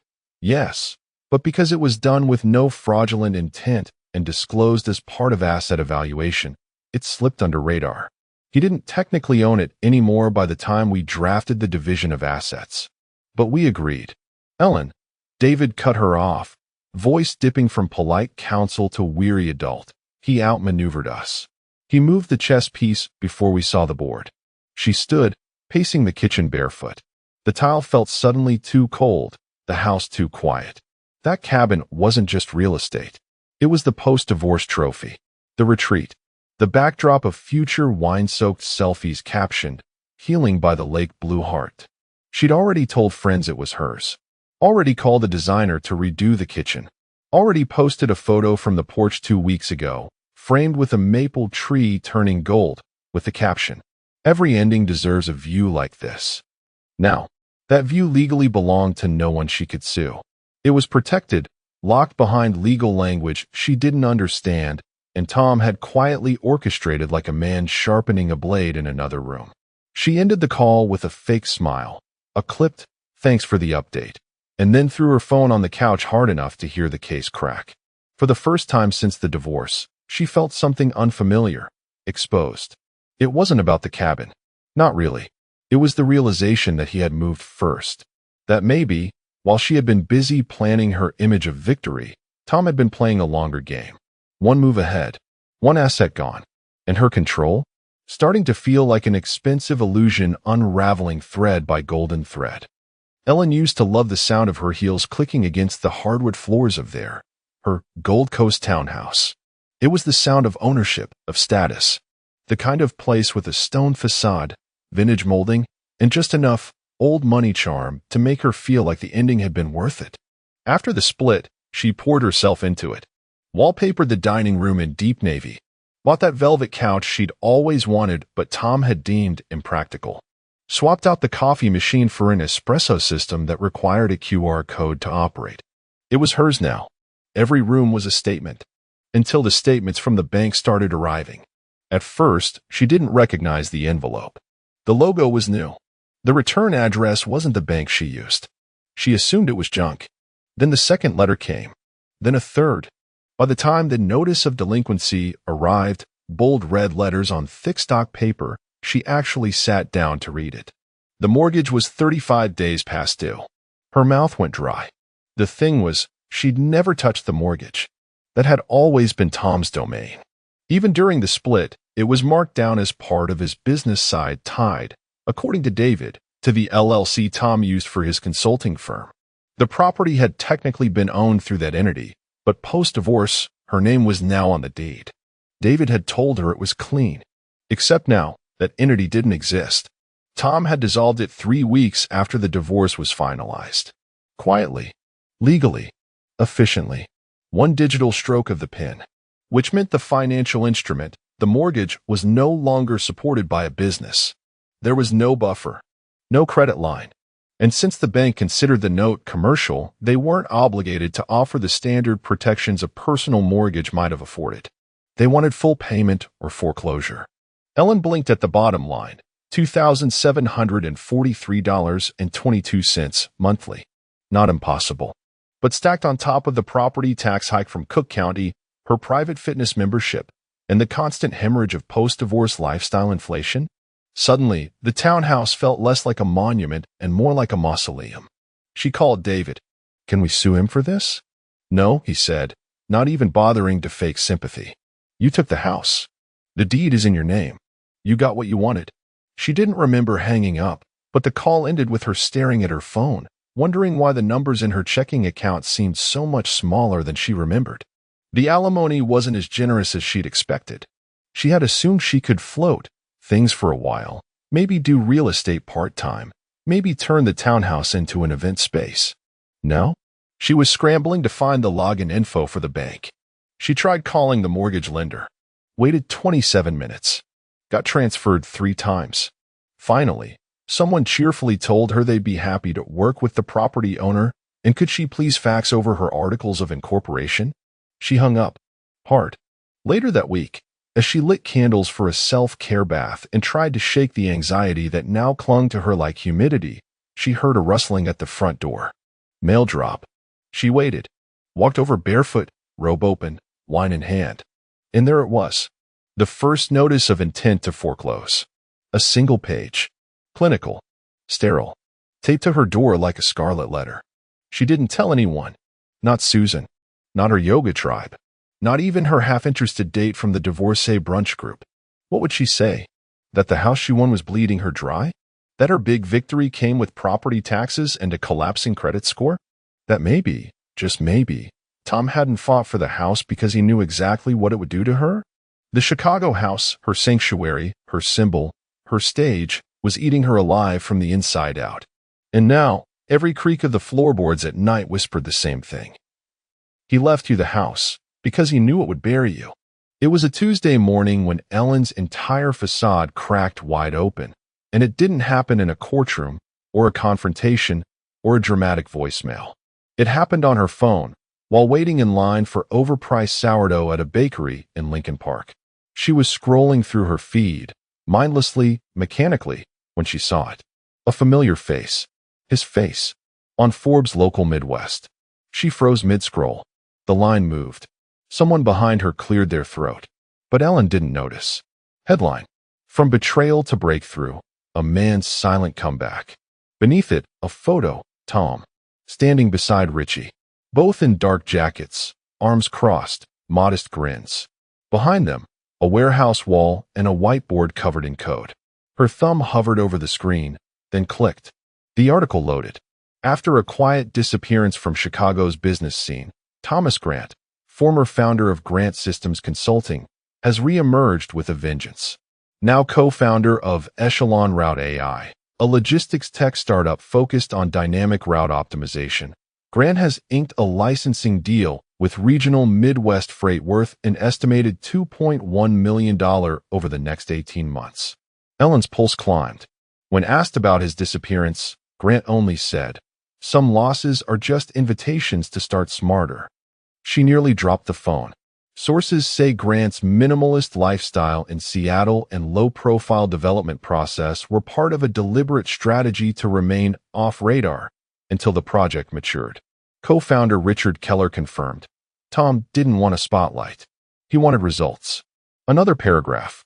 This marks one of the quietest, yet most impactful, returns from a regional entrepreneur in recent memory. What began in a warehouse is now projected to scale nationally, thanks to Grant's insistence on function-first architecture, deep analytics, and a refusal to market until it mattered. Ellen blinked. This couldn't be the same man who used to argue over which direction the dishwasher trays faced.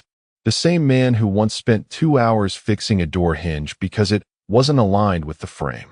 The same man she had walked over like a doormat with legal heels. But it was the same man. Except now, he had evolved into something sharper, calmer, weaponized, and he was everywhere. Within hours, the article had been picked up by local tech blogs, LinkedIn feeds, and, of course, Susan sent it in the group chat with 4 champagne emojis and a message that read, "Your ex is thriving?" Ellen didn't answer. She just stared at Tom's face on her screen. Older, yes, but stronger. Not the slouched, worn-out man from the final months of their marriage. This was a man who had been underestimated, sliced open, and rebuilt without asking permission. She Googled him. The search results were already filling up. Thomas Grant returns with new tech edge. Divorced, disappeared, dominating. One man's unexpected comeback. The quiet men are winning. Each headline hit like a punch to the ribs. And here she was, half-dressed, late on a mortgage, sitting on a couch she couldn't afford to re-upholster, in a house that wasn't hers as much as it was bleeding her slowly. Tom had said nothing that night in the restaurant. Not a word since. And now, he was everywhere, without calling, without shouting, without dragging her name through the mud. He had let the silence speak, and it was deafening. Ellen waited until 2:47 a.m. to send it.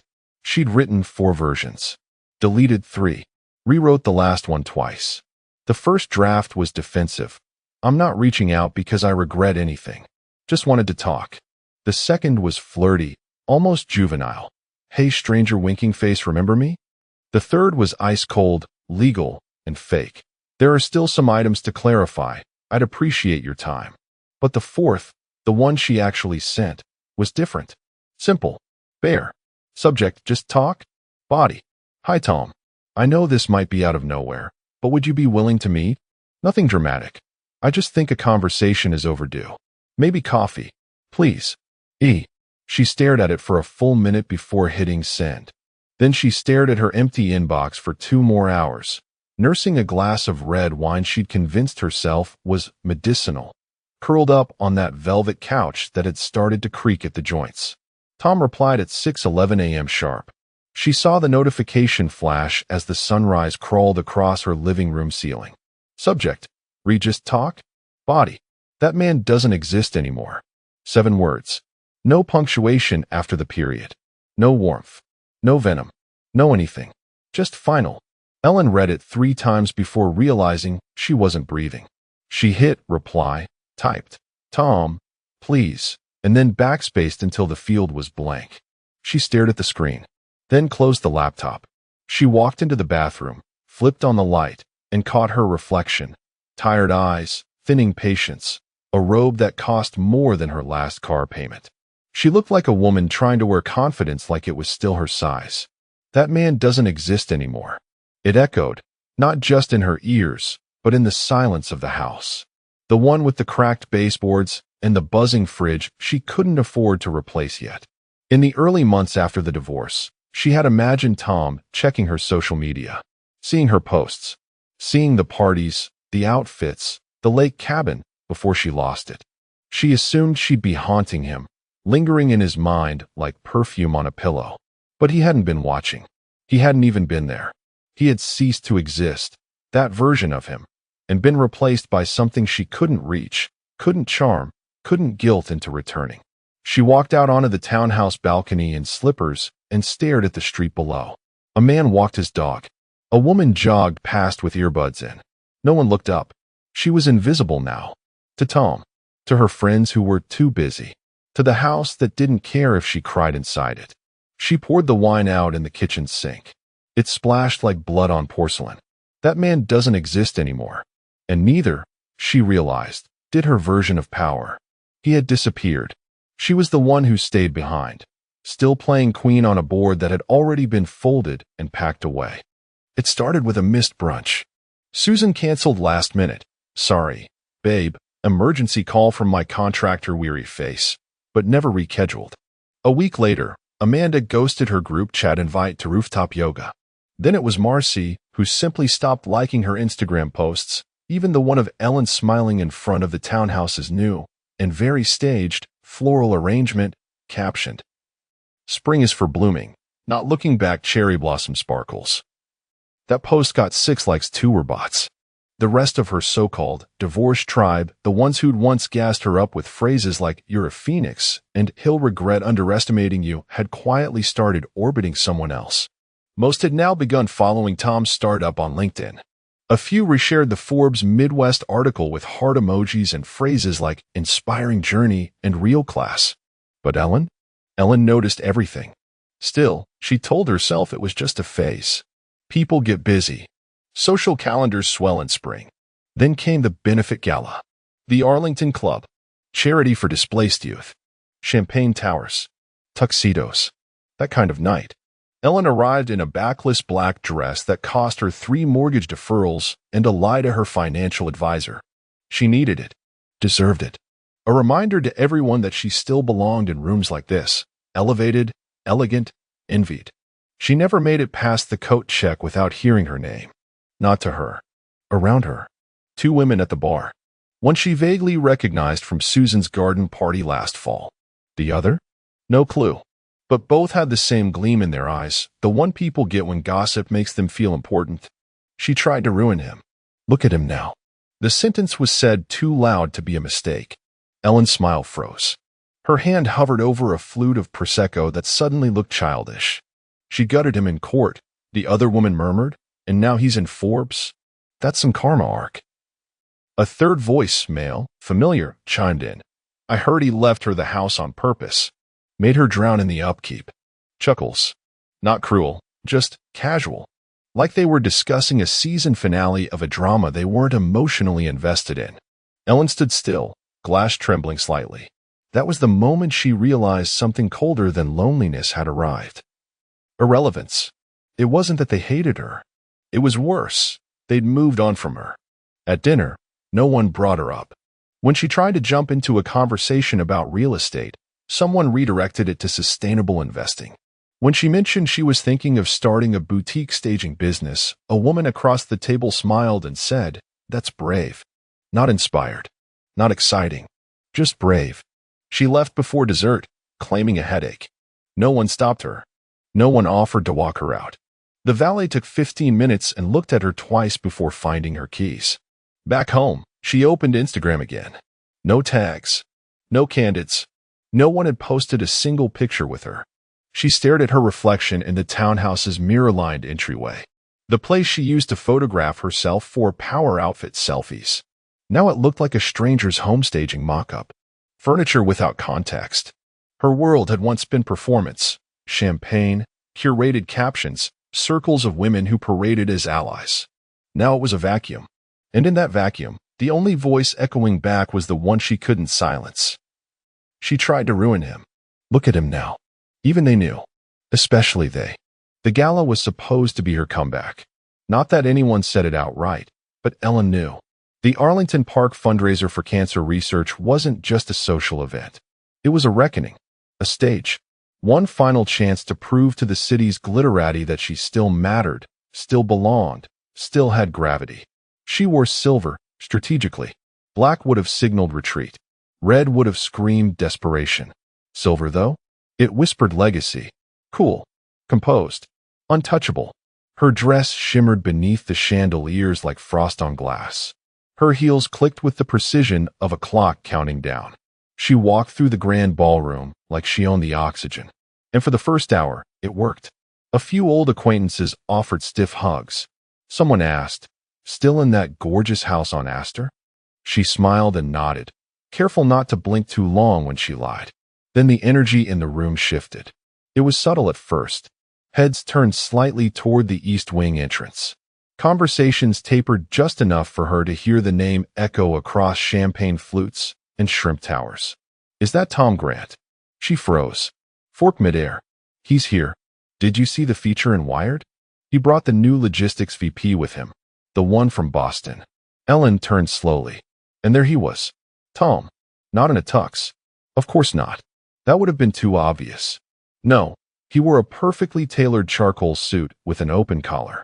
Clean-shaven. Confident. No tie. No pretension. Just the quiet presence of a man who had nothing left to prove. He stood flanked by two investors. Men Ellen recognized from tech summits she'd once been dragged to but never paid attention at. Tom smiled slightly as they spoke. Casual, controlled. Then someone else approached. A reporter, maybe, and he greeted her like they were old friends. Ellen's pulse quickened. She hadn't seen him in nearly a year. Not since that night at Lysandra. Not since, "Then don't wait for a word from me." Her legs moved before her brain could stop them. Step, step, step. Through clusters of murmuring attendees. Past a waiter offering chocolate tarts.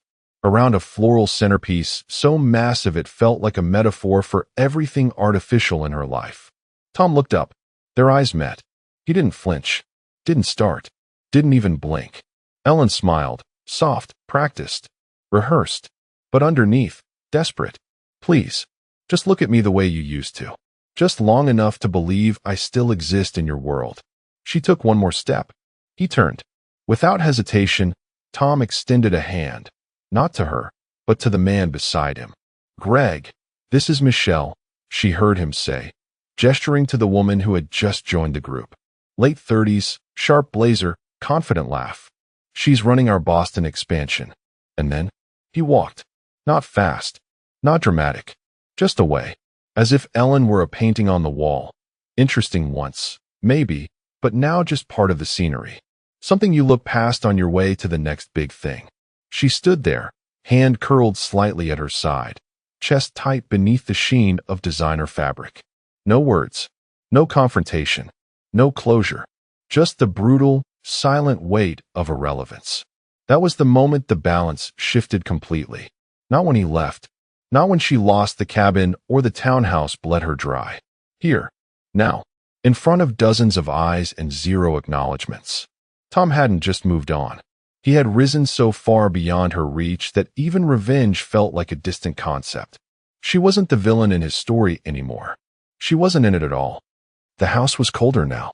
Not just in temperature, though the thermostat had been acting up again, blinking E3 in red since last week, but in atmosphere. The kind of cold that seeps into your bones and makes you wonder when exactly your life stopped feeling like your own. Ellen sat at the mahogany dining table, same spot as always. The one with the shallow scratch near the corner from a dropped serving dish.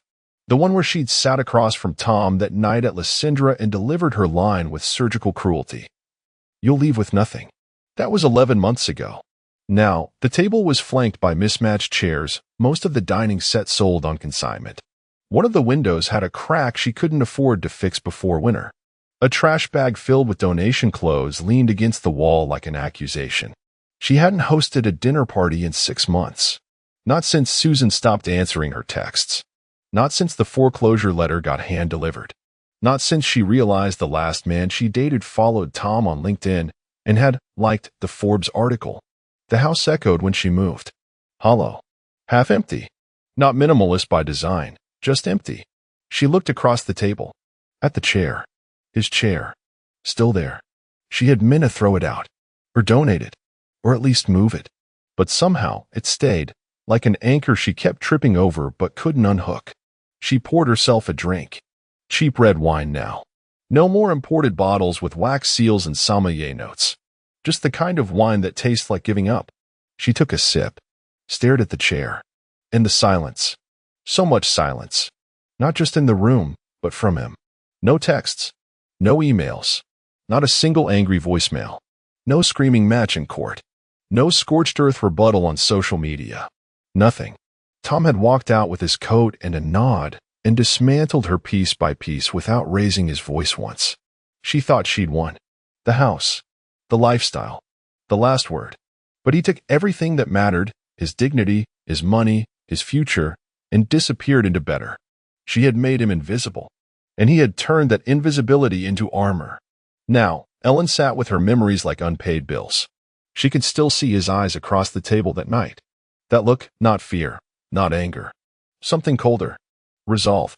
She hadn't recognized it at the time. She mistook it for defeat. But it wasn't.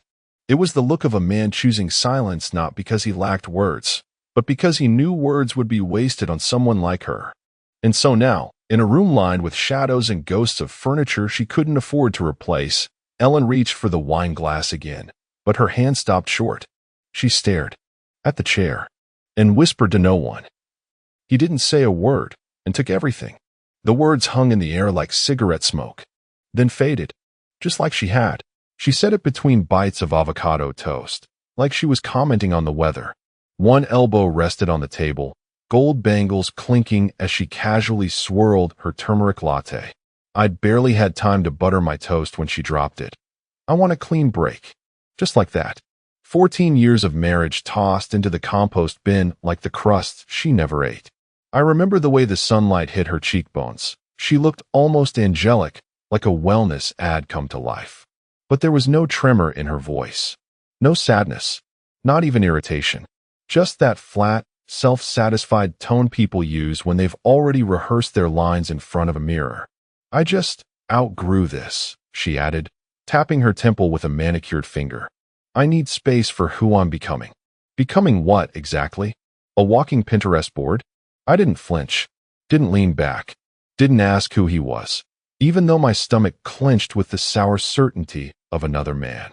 You can always tell. There's a specific kind of glow that doesn't come from meditation or Pilates. It comes from being fawned over, from getting undressed somewhere you shouldn't be. And lately, she had that glow, and a new sandalwood cologne I didn't wear.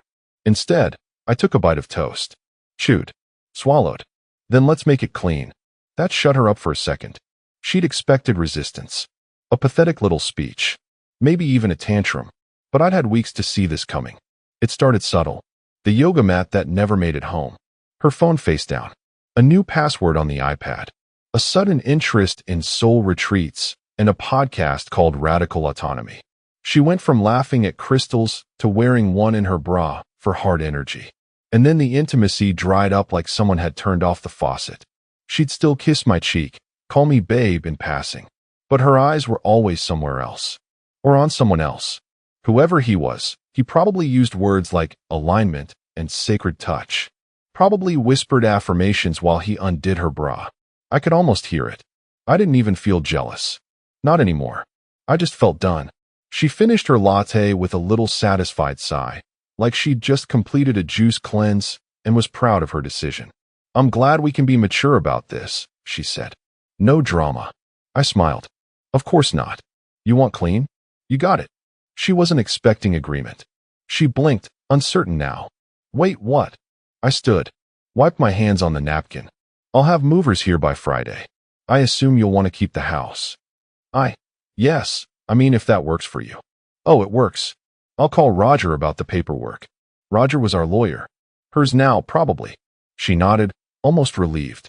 I paid the check before she could fumble for her card, left a decent tip, and walked out. Didn't look back. Didn't ask about her future or where she planned to plant her spiritual roots next. I already knew. What she never asked, what she didn't think to ask, was where I'd be going. And that, I realized, was the most telling part of all. Freedom looked like glitter. Gold-streaked selfies. Backbends and bikinis on a rented rooftop. Nadia's version of grief was a champagne toast captioned, "Rebirth tastes like rose bottle with popping cork sparkles." She didn't cry. She didn't even pause. 2 days after our brunch breakup, she hosted a new moon liberation circle in the backyard where we used to grill steaks on Sundays. I saw the photos, of course. I didn't follow her, but our mutuals did. I saw the recycled linen dress, the flower crown, the smiling women seated cross-legged on patterned throws pretending to cleanse their trauma while sipping kombucha and texting their situationships. And right in the middle? Him. Dylan. Tantra coach, breathwork expert, fake shaman, professional leech, choose your label. His job was to help women unlock their divine erotic self. My wife had apparently fast-tracked the course. I recognized him immediately. He'd been on her Instagram before. First as a vague repost, then a yoga reel, then tagged in a story, shirtless, oily, reading The Art of Sacred Union.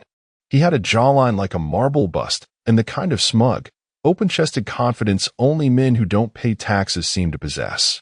At first, I thought she was just attending one of his overpriced retreats. But she wasn't attending anything, she was hosting. The same house I bought, the same kitchen I renovated, now had bowls of cacao and incense smoke curling up over the stove while Dylan whispered affirmations into her neck. She didn't even bother hiding it, because she thought I was out of the picture. Harmless. A past chapter. A man who couldn't, compete with the raw masculinity of someone who said things like, "I don't own a clock because time is a colonial construct." I didn't reach out. I didn't ask questions. But my silence made me dangerous. And she mistook that silence for weakness. By the end of the week, the joint accounts had been closed. I handed over the house without a fight. She called it a win. Her friends clapped beneath moonlight, swirling their red wine and saying how proud they were of her clean break energy. Meanwhile, I was packing in silence. I didn't take much. Just what mattered. 3 suits. My best watch. A box labeled LuxDev Floor 28 Final. And an old corkscrew, gifted from a client back when I closed my first 7-figure listing. She never noticed it missing. Why would she? She was too busy living her truth, which apparently included hot tubbing with Dylan and discussing the chakras of polyamory. I didn't have to stalk them to know it was physical. Her body language was loud. And Dylan? He wasn't built for subtlety. He looked like he grunted during sex and called it energetic transference. At one point, her best friend, former best friend, sent me a screenshot. It was Dylan's profile post, building sacred polarity with my goddess as she steps into her sovereign power. The caption was under a photo of the two of them sitting on my outdoor furniture. My chair. My table. Her legs across his lap. The only thing I felt was bored. Because she thought she was free. But she never stopped to ask what I was free to do. And unlike Dylan, I didn't announce my next move on social media. I just made sure it would be permanent. The signing took 12 minutes. Roger, our longtime attorney, glanced at me like he expected a last-minute objection. One final plea to salvage the home, the memories, the mattress with the dip in the middle from years of compromise. Instead, I initialed, signed, dated. When it was over, I stood up and shook his hand. No ceremony. No performance. Just a quiet closing act. I slid the house across the table like a poker chip I was done bluffing with. Let her keep the foundation she was going to need it once the glitter settled and then new life started charging interest. "I'm surprised," Roger muttered. "You're not even keeping the art?" "Nope." She could keep the gallery prints, the espresso machine, the glass Buddha she bought in Bali and pretended was sacred. I took a single framed photo, us, pre-wedding, on a bench in Prague. Not for sentiment. Just as evidence. That it had happened. That I hadn't imagined it all. And then I vanished. No forwarding address. No Instagram story. No text to mutual friends. I didn't even tell my assistant, Trish, where I was going. Just handed her a sealed envelope with "Activate July 15th" written on the front and took an indefinite leave. Nadia probably assumed I was licking wounds at a Marriott off the highway or crashing in some depressing Airbnb filled with IKEA regrets and wine stains. Instead, I went up. Top floor. Building I'd bought during the peak of the pandemic, back when sellers were desperate and I was flush with commission. It was gutted then, nothing but concrete bones and a rusted elevator. But I saw what it could be, and I made it mine. Quietly. No one knew the owner. LLC shielded under a dead parent's name. I oversaw the remodel anonymously through a proxy firm. Hardwood floors with a matte finish. Soundproof walls. Corner wine cellar built directly into the foundation. 2 terraces. 1 Japanese soaking tub. It wasn't just a penthouse. It was a cocoon. And when I walked through it that first night, alone, barefoot, with a glass of 2014 Barolo in hand, I felt something I hadn't in years. Peace. No incense. No chanting. No alignment. Just silence and intention. While Nadia was busy uploading reels with Dylan, gushing about her journey towards self-sovereignty, I was already settled into mine. No selfies. No hashtags. Just motion sensor lights and a fridge stocked with things I actually liked. Funny thing is, she never asked where I was going. Not even once. I think part of her wanted me to vanish. Made it easier to frame the narrative. She's the heroine who broke free from her emotionally unavailable husband who, somehow, was both boring and toxic. Let her tell it that way. Let her friends eat it up with their overpriced brunches and bottomless mimosa brains. Meanwhile, I sat 31 floors above the city. Invisible. Watching the world below while I rebuilt mine. I didn't post it. I designed it. The text came at 10:43 p.m. on a Tuesday. After a night of ignoring the city noise with a scotch and a silent movie looping in the background. I almost didn't check it. I'd muted most notifications, but something about the name caught my eye. Marissa C. 3 years ago, she and Nadia were inseparable. Spa weekends, joint Instagram lives, matching tattoos they swore were about sisterhood, not men. Then, one night over wine, a fallout exploded. Whispers about control, jealousy, some fight over a charity event invitation. They never spoke again. And I, by association, became collateral. Until now. You didn't deserve that. If you ever want real company, I'm around. No emojis. No passive-aggressive undertones. Just a clean, almost surgical kindness. For a moment, I wondered what she wanted. Pity sex? Gossip rights? Some cheap emotional leverage? But curiosity got the better of me. I replied, coffee? Simple. Neutral. Nothing that could be screenshotted later and sent around group chats like war trophies. We met 2 days later at an old jazz bar tucked between a boarded-up theater and a vape shop. One of those places where the booths still smelled faintly of tobacco and heartbreak. She wore dark jeans, a simple blouse, no yoga crystals or hashtags in sight. You look peaceful, she said as I sat down. I laughed under my breath.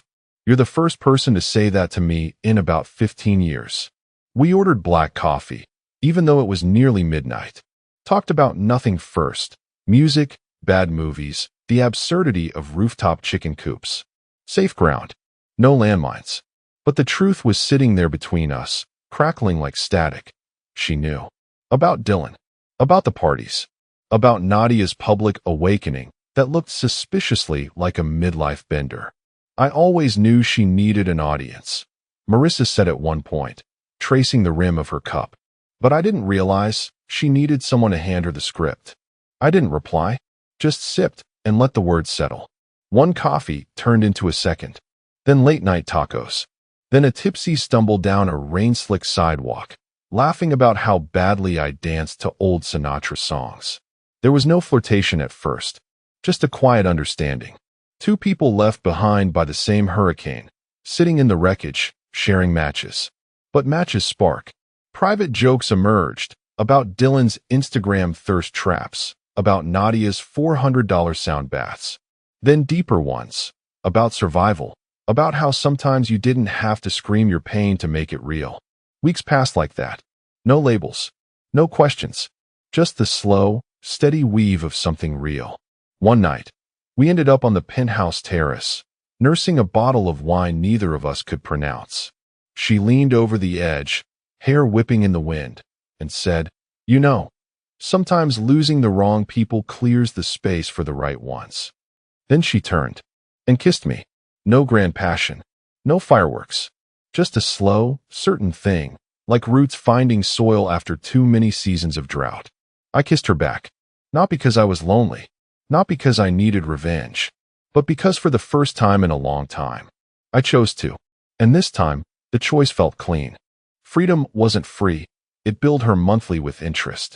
At first, Nadia wore her new life like a silk robe, twirling through her Insta stories, sipping overpriced matcha, posting sun-kissed selfies with Dylan's tattooed arms draped around her waist.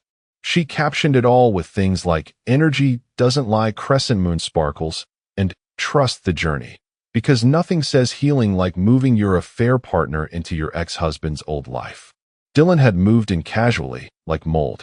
First it was just a toothbrush, then a guitar he couldn't play, then crates of woven bracelets and artisanal body oils he planned to sell locally. Within 2 weeks, he was there full-time, sitting in my chair, burning sage over my fireplace. "Cleansing the energy," he said, after leaving greasy handprints on the walls I once spent a month choosing paint samples for. He didn't pitch in much, unless you count maxing her platinum card on spiritual retreats in Joshua Tree or buying a used motorcycle he said was for freedom rides. Nadia didn't seem to mind at first. She bragged about it in captions. "When you find a partner who sees your soul, you invest." Translation: he saw her wallet. Then the nudges started. "Babe, it's silly for you to have all these investments locked up. You should be liquid. We could travel more. Babe, why not add me to your Amex? It's just a name, doesn't change anything. Babe, if you really believe in our energy, you trust me." Classic. Textbook. I could have written the script myself. But Nadia, who once obsessed over organic labels and artisanal everything, somehow didn't think twice about letting a man whose business card said Tantric Alchemist thumb through her financial portfolio. By the 3rd month, she started noticing things. Little things, like a $1,200 charge at a strip club in Miami. On a weekend she thought Dylan was leading a silent retreat. Or the brand new iPhone charged to her account. One he insisted was for business, but somehow had a wallpaper of another woman in a bikini. And then one night, it happened. She was prepping her freedom dinner. Yes, she actually named it that, a private party for her and a few wannabe influencers to celebrate self-ownership. Dylan was in the shower. His phone, like his brain, had no lock. Maybe it was instinct. Maybe it was the way he smiled while texting at dinner. Either way, Nadia picked up his phone. The first thing she saw was a thread labeled Babe number 3. Not Babe. Not Babe number 2. Babe number 3. She opened it. Texts. Nudes.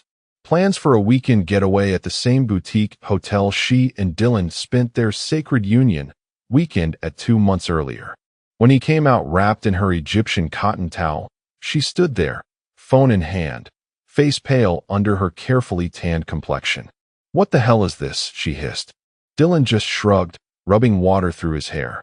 "No guilt. No fear. We're not married, remember? You said clean break." It wasn't a defense. It was a dismissal, and it landed like a slap harder than any courtroom could deliver. Because for all her talk of sovereignty and independence, it turned out the one person she'd tied herself to wasn't shackled by vows, or even basic human decency. She kicked him out that night. Or tried.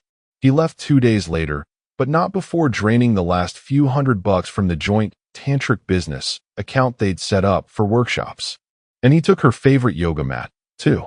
Freedom, it turned out, wasn't just messy. It was expensive. While Nadia was posting cryptic breakup memes and burning sage to cleanse toxic masculine energy, I was picking out hardwood finishes and soundproof insulation. The penthouse wasn't a rebound. It wasn't a bachelor cave to soak in bitterness or line with leather couches and neon beer signs like some midlife crisis showroom. It was a blueprint, an elevation. I stripped the place down to intention. Open layout, because I was done with barriers, real or emotional. No separate rooms to hide resentment in. No little corners for secrets to breed. Subtle elegance, matte black fixtures, natural stone counters, handcrafted cabinetry with no flashy logos or influencer shoutouts. The kind of quality that doesn't need to scream for attention because it's too busy just being better. 2 wine coolers. One for whites. One for reds. Because the old me never made space for indulgence unless it was for entertaining clients. The new me understood that sometimes you pour the good stuff just because it's Tuesday. And the closet. I didn't plan to fill it, not at first. But it grew anyway. Marissa's dresses hung there like quiet victories. Silk, linen, soft wools, not the overpriced boho costumes Nadia used to buy for the gram. Actual clothes for a woman who didn't need a hashtag to exist. She helped me build the space like she wasn't just decorating a life, but co-authoring one. She changed little things first, introduced me to a sommelier who didn't scoff at my knowledge, reconnected me with old friends who'd stopped inviting me to couples nights out of pity. She slid me into new circles, gallery owners, architects, people who appreciated what I'd built without treating me like some sad sap who got left behind. We traveled too, quietly. No curated album drops or sunset videos with acoustic guitar overlays. Just passports worn at the edges and dinner receipts tucked into coat pockets like tiny trophies. Florence in early autumn, sipping espresso at a cafe too small for tourists. Tulum in winter, renting a beach shack with no Wi-Fi and laughing ourselves breathless when we tried to cook on a questionable hot plate. Vancouver for a weekend, where we got caught in the rain and she dared me to dance under it. I did. No cameras. No filters. Just her laughter, surreal it echoed off the glass high-rises. Each time we left, we brought something back. A new book for the shelf. A scarf draped over the sofa. A new story whispered into the bricks and mortar of that penthouse. Marissa didn't try to heal me. She just made space for the man I didn't know was still alive under the ruins. Not the husband. Not the abandoned one. Just me. For the first time in years, I wasn't surviving. I was living. And every choice I made, every polished floorboard, every brass hinge, every new bottle of wine chilling in the cooler, whispered the same thing. You were never broken. You were just buried. And now, brick by brick, I was rebuilding. Not for anyone else's validation. Not even for hers. Just because the view from 31 floors up demanded a man strong enough to stand in it. It started small, almost polite. A text at 8:17 p.m. on a random Thursday. Can we talk? Short. Soft. No punctuation bombast. No all-caps drama. Just a tap on the door she once slammed shut. I saw it. Didn't answer. 2 days later, another one. I feel like I rushed things. Can we meet? I almost laughed. Rushed? That was the word she chose? After 14 years together and 6 weeks of free fall into some tantric fantasy land, now she wanted to talk about rushing? I muted the thread. Didn't block her. That would have been too emotional. Too reactive. I wasn't playing that game anymore. I didn't need her to know she couldn't reach me. I needed her to feel it. She didn't give up. By the end of the month, she was trying every old door she could find. Voicemails started showing up. Short ones at first, awkward, shaky. Then longer. More desperate. One particularly golden gem. I just think we owe it to ourselves to have closure. You were important to me. Still are. Please, Grant. Still are. Like I was some old scarf she'd forgotten to pack, but suddenly realized she missed because the new one itched her neck. I didn't listen to them all. Just enough to hear the undertone shift from superior pity to anxious regret. Then came the email. Subject line. Just one conversation. Body. Long-winded self-reflection about her personal evolution, her mistakes, her realization that Dylan was operating from a wounded masculine translation. He cheated, drained her dry, and ghosted when the money ran out. She wanted to meet for coffee. Just to talk. Just to twist the knife she thought I was still clutching. I didn't respond. But someone did. She received an automated reply, cold and surgical. Delivery status notification, failure. This account is no longer active. To inquire about matters related to Grant Dalton, please contact his representative at assistant@daltonlux.com. No warmth. No signature. No window left ajar for hope to crawl through. Because I wasn't Grant the husband anymore. I was Grant Dalton, private owner of Dalton Luxury Developments. Man with a penthouse, a new life, and a woman beside him who didn't need me to heal her ego. Nadia didn't know about the penthouse yet. Or Marissa. Or the fact that while she was busy detoxing her aura in crystal baths, I was building something so solid she wouldn't even recognize the man she left behind. She only knew one thing now. She couldn't reach me. Not through texts. Not through guilt. Not through the cracks she was hoping still existed. Because the door she kicked open so proudly 6 months ago, I'd not only closed it, I'd bricked it over. And by the time she realized it, she was already pounding her fists against concrete.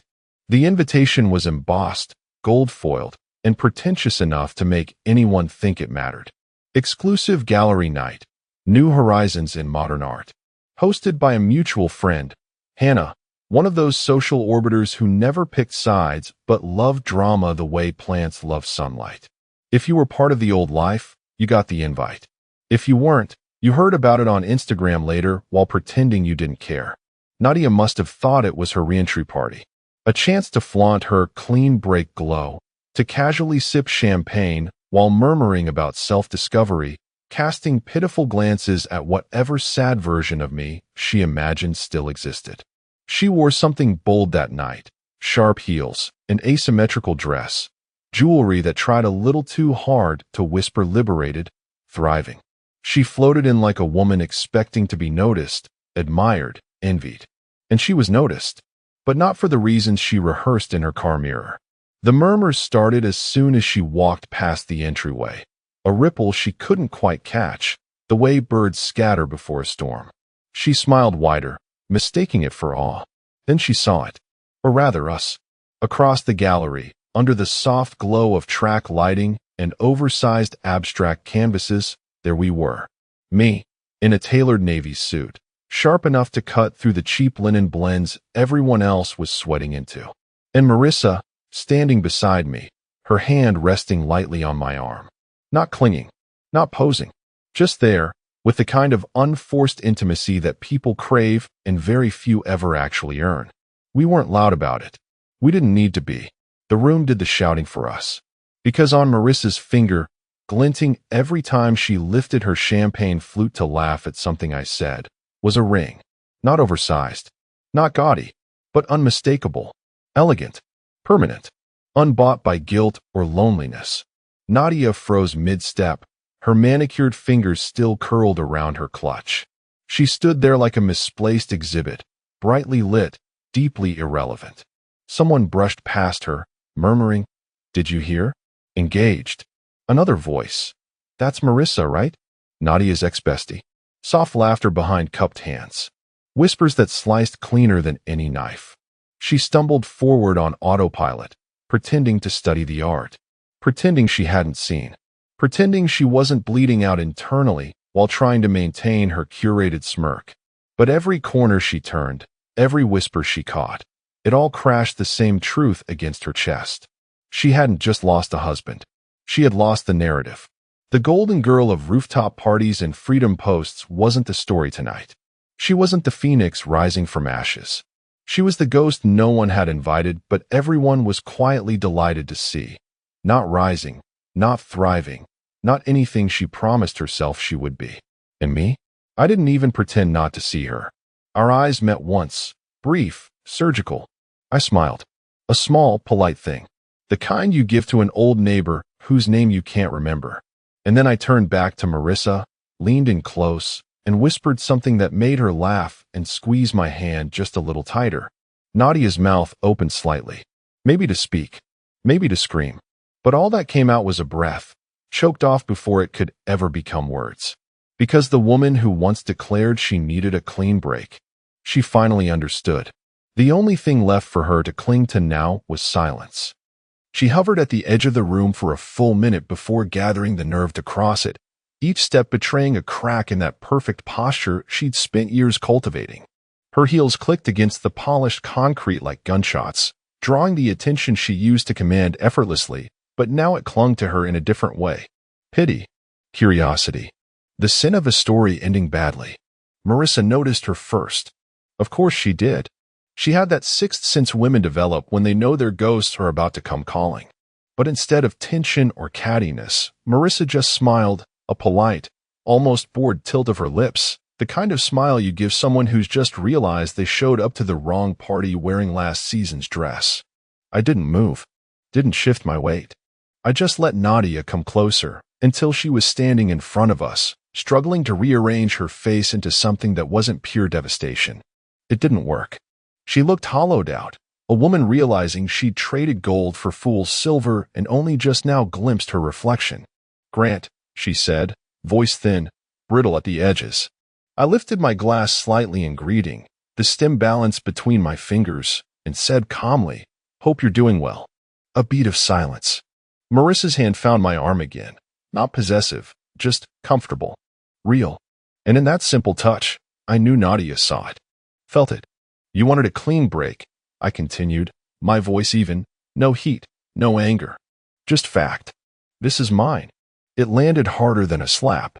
She blinked rapidly, like trying to recalibrate reality, her gaze flitting between us as if searching for a loophole, a crack in the armor where she could slide back in. Instead, she choked out, "You're engaged."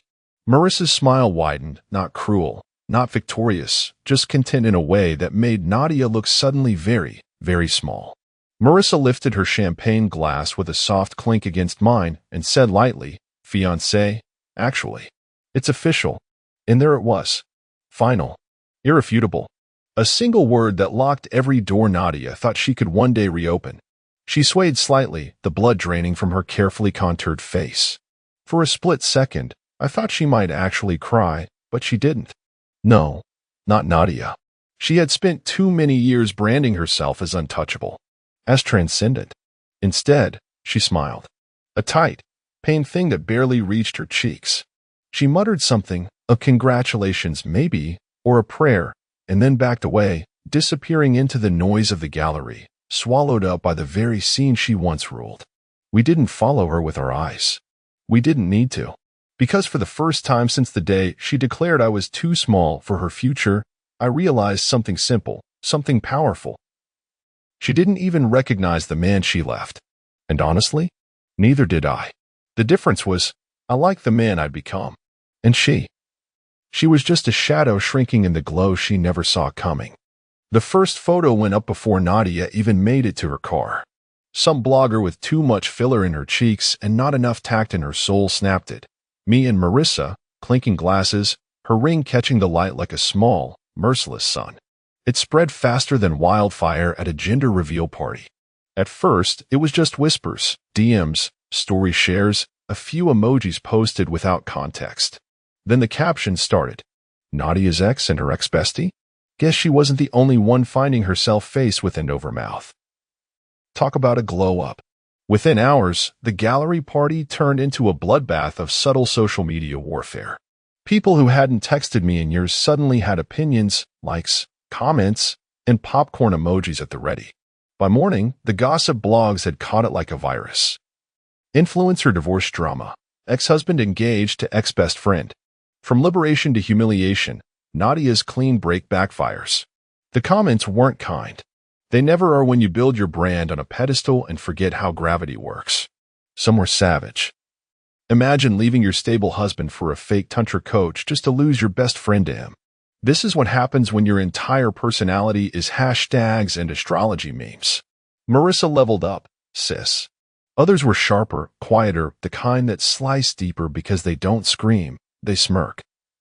Turns out the boring husband was the prize. You don't lose a man like that, you forfeit him. Her credibility, built on endless reels about self-love, energy healing, and empowered femininity, cracked like a frozen windshield under a hammer. Brands that once lined up to partner with her started going quiet. DMs went unanswered. Campaigns were put on hold. Because no matter how much you preach about sovereignty, nothing tanks a freedom journey like getting publicly outgrown by the very people you ghosted.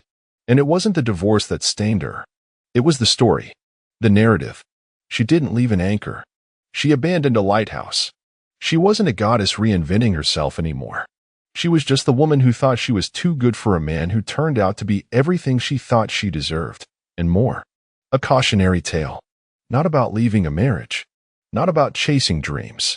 But about underestimating the quiet one, the one who didn't rage, didn't post cryptic breakup memes, didn't try to win the narrative.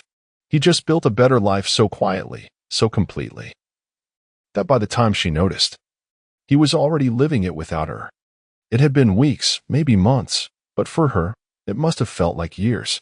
Nadia had gone from brunches packed with fawning followers to nights pacing a half-empty house, scrolling through ghosted texts and canceled brand deals. When she finally cracked, she didn't call me. She knew better. Instead, she called Hannah, the same friend who'd hosted the gallery night. Crying. Desperate. Pathetic in a way that wouldn't photograph well for her feed. "I just need closure," she sobbed into the phone, loud enough that even the neighbors probably heard her empire crumble. And Hannah, bless her gossip-hungry heart, gave her just enough rope. "Grant's hosting a small dinner Friday. Maybe. Try that. No RSVP required. No velvet rope. Just an open door, or so she thought." Friday came. The city outside was wrapped in cold drizzle, the kind that turned the sidewalks into rivers of neon reflection.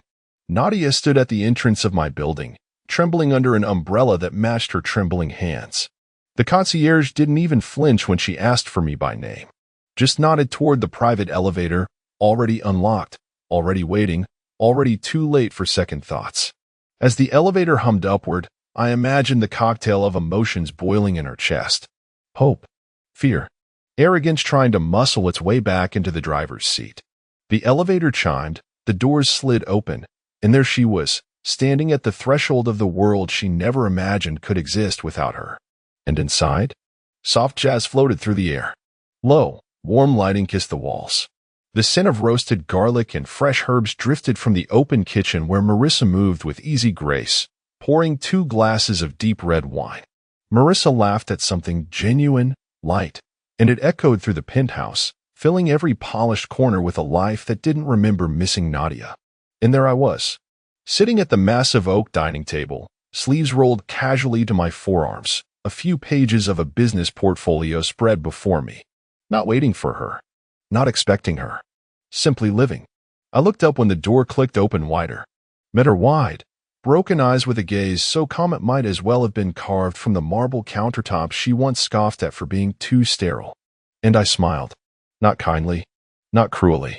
Just with the quiet satisfaction of a man who'd finished a long, brutal chapter and had no interest in rereading it. "Right on time," I said, setting down my papers. She didn't move. Couldn't. She just stood there, dripping rain onto the polished floor, looking smaller than I had ever seen her, stripped of the makeup, the social media persona, the certainty that the world would always orbit her son. Marissa glanced over her shoulder then, perfectly timed, her smile polite but utterly uninterested. "Oh, hi, Nadia," she said, handing me a glass of wine like there was nothing strange about the woman frozen in our doorway. We weren't expecting extra guests, but... She shrugged lightly, as if offering a crumb of pity. "Feel free to take a seat for a moment." Nadia's lips parted like she wanted to say something, apologize, beg, explain, but nothing came out except a faint, pathetic squeak swallowed up by the music. And there, for the first time, she saw it clearly. This wasn't her world anymore. She wasn't reclaiming anything. She was trespassing on something stronger, something finished. And she wasn't even important enough now to be the villain of this story. Just a forgotten footnote. A ghost at her own funeral. And the night was only just beginning. She didn't step inside. Not fully. She stood there on the marble threshold, soaked in the glow of something she never imagined could exist without her hand guiding it. The space was elegant, alive, and worst of all, untouched by her.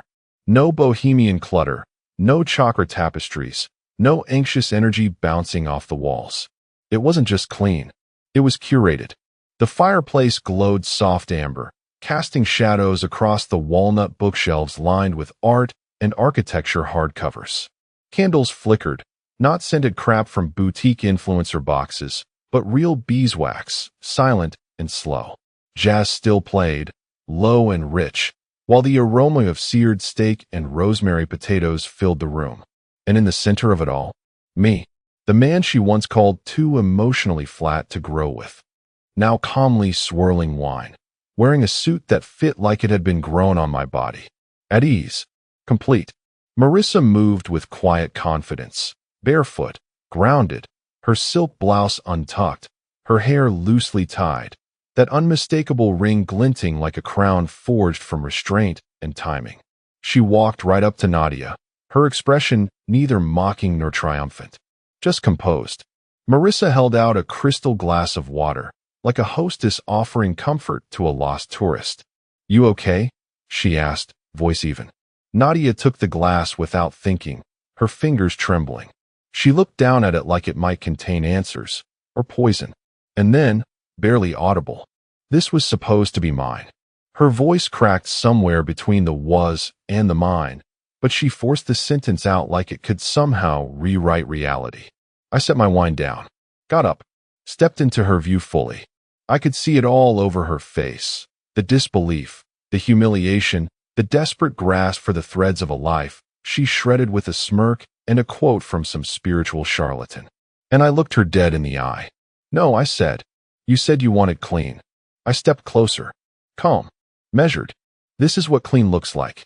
Her mouth opened, maybe for another lie, maybe for an apology she thought would rewind time. But I didn't wait. I turned, took Marissa's hand, walked back toward the table where our dinner waited, where our life already was, seasoned, plated, and ready to be lived. And behind us, with no words, no drama, no indulgent final stare, the door slowly clicked shut. Not slammed, not locked, just closed. Soft, deliberate, final. And on the other side of it, Nadia stood alone. No audience, no camera filter, no reset button, only the faint echo of her own choices. And the taste of water, pure and cold, in a glass she'd never fill again.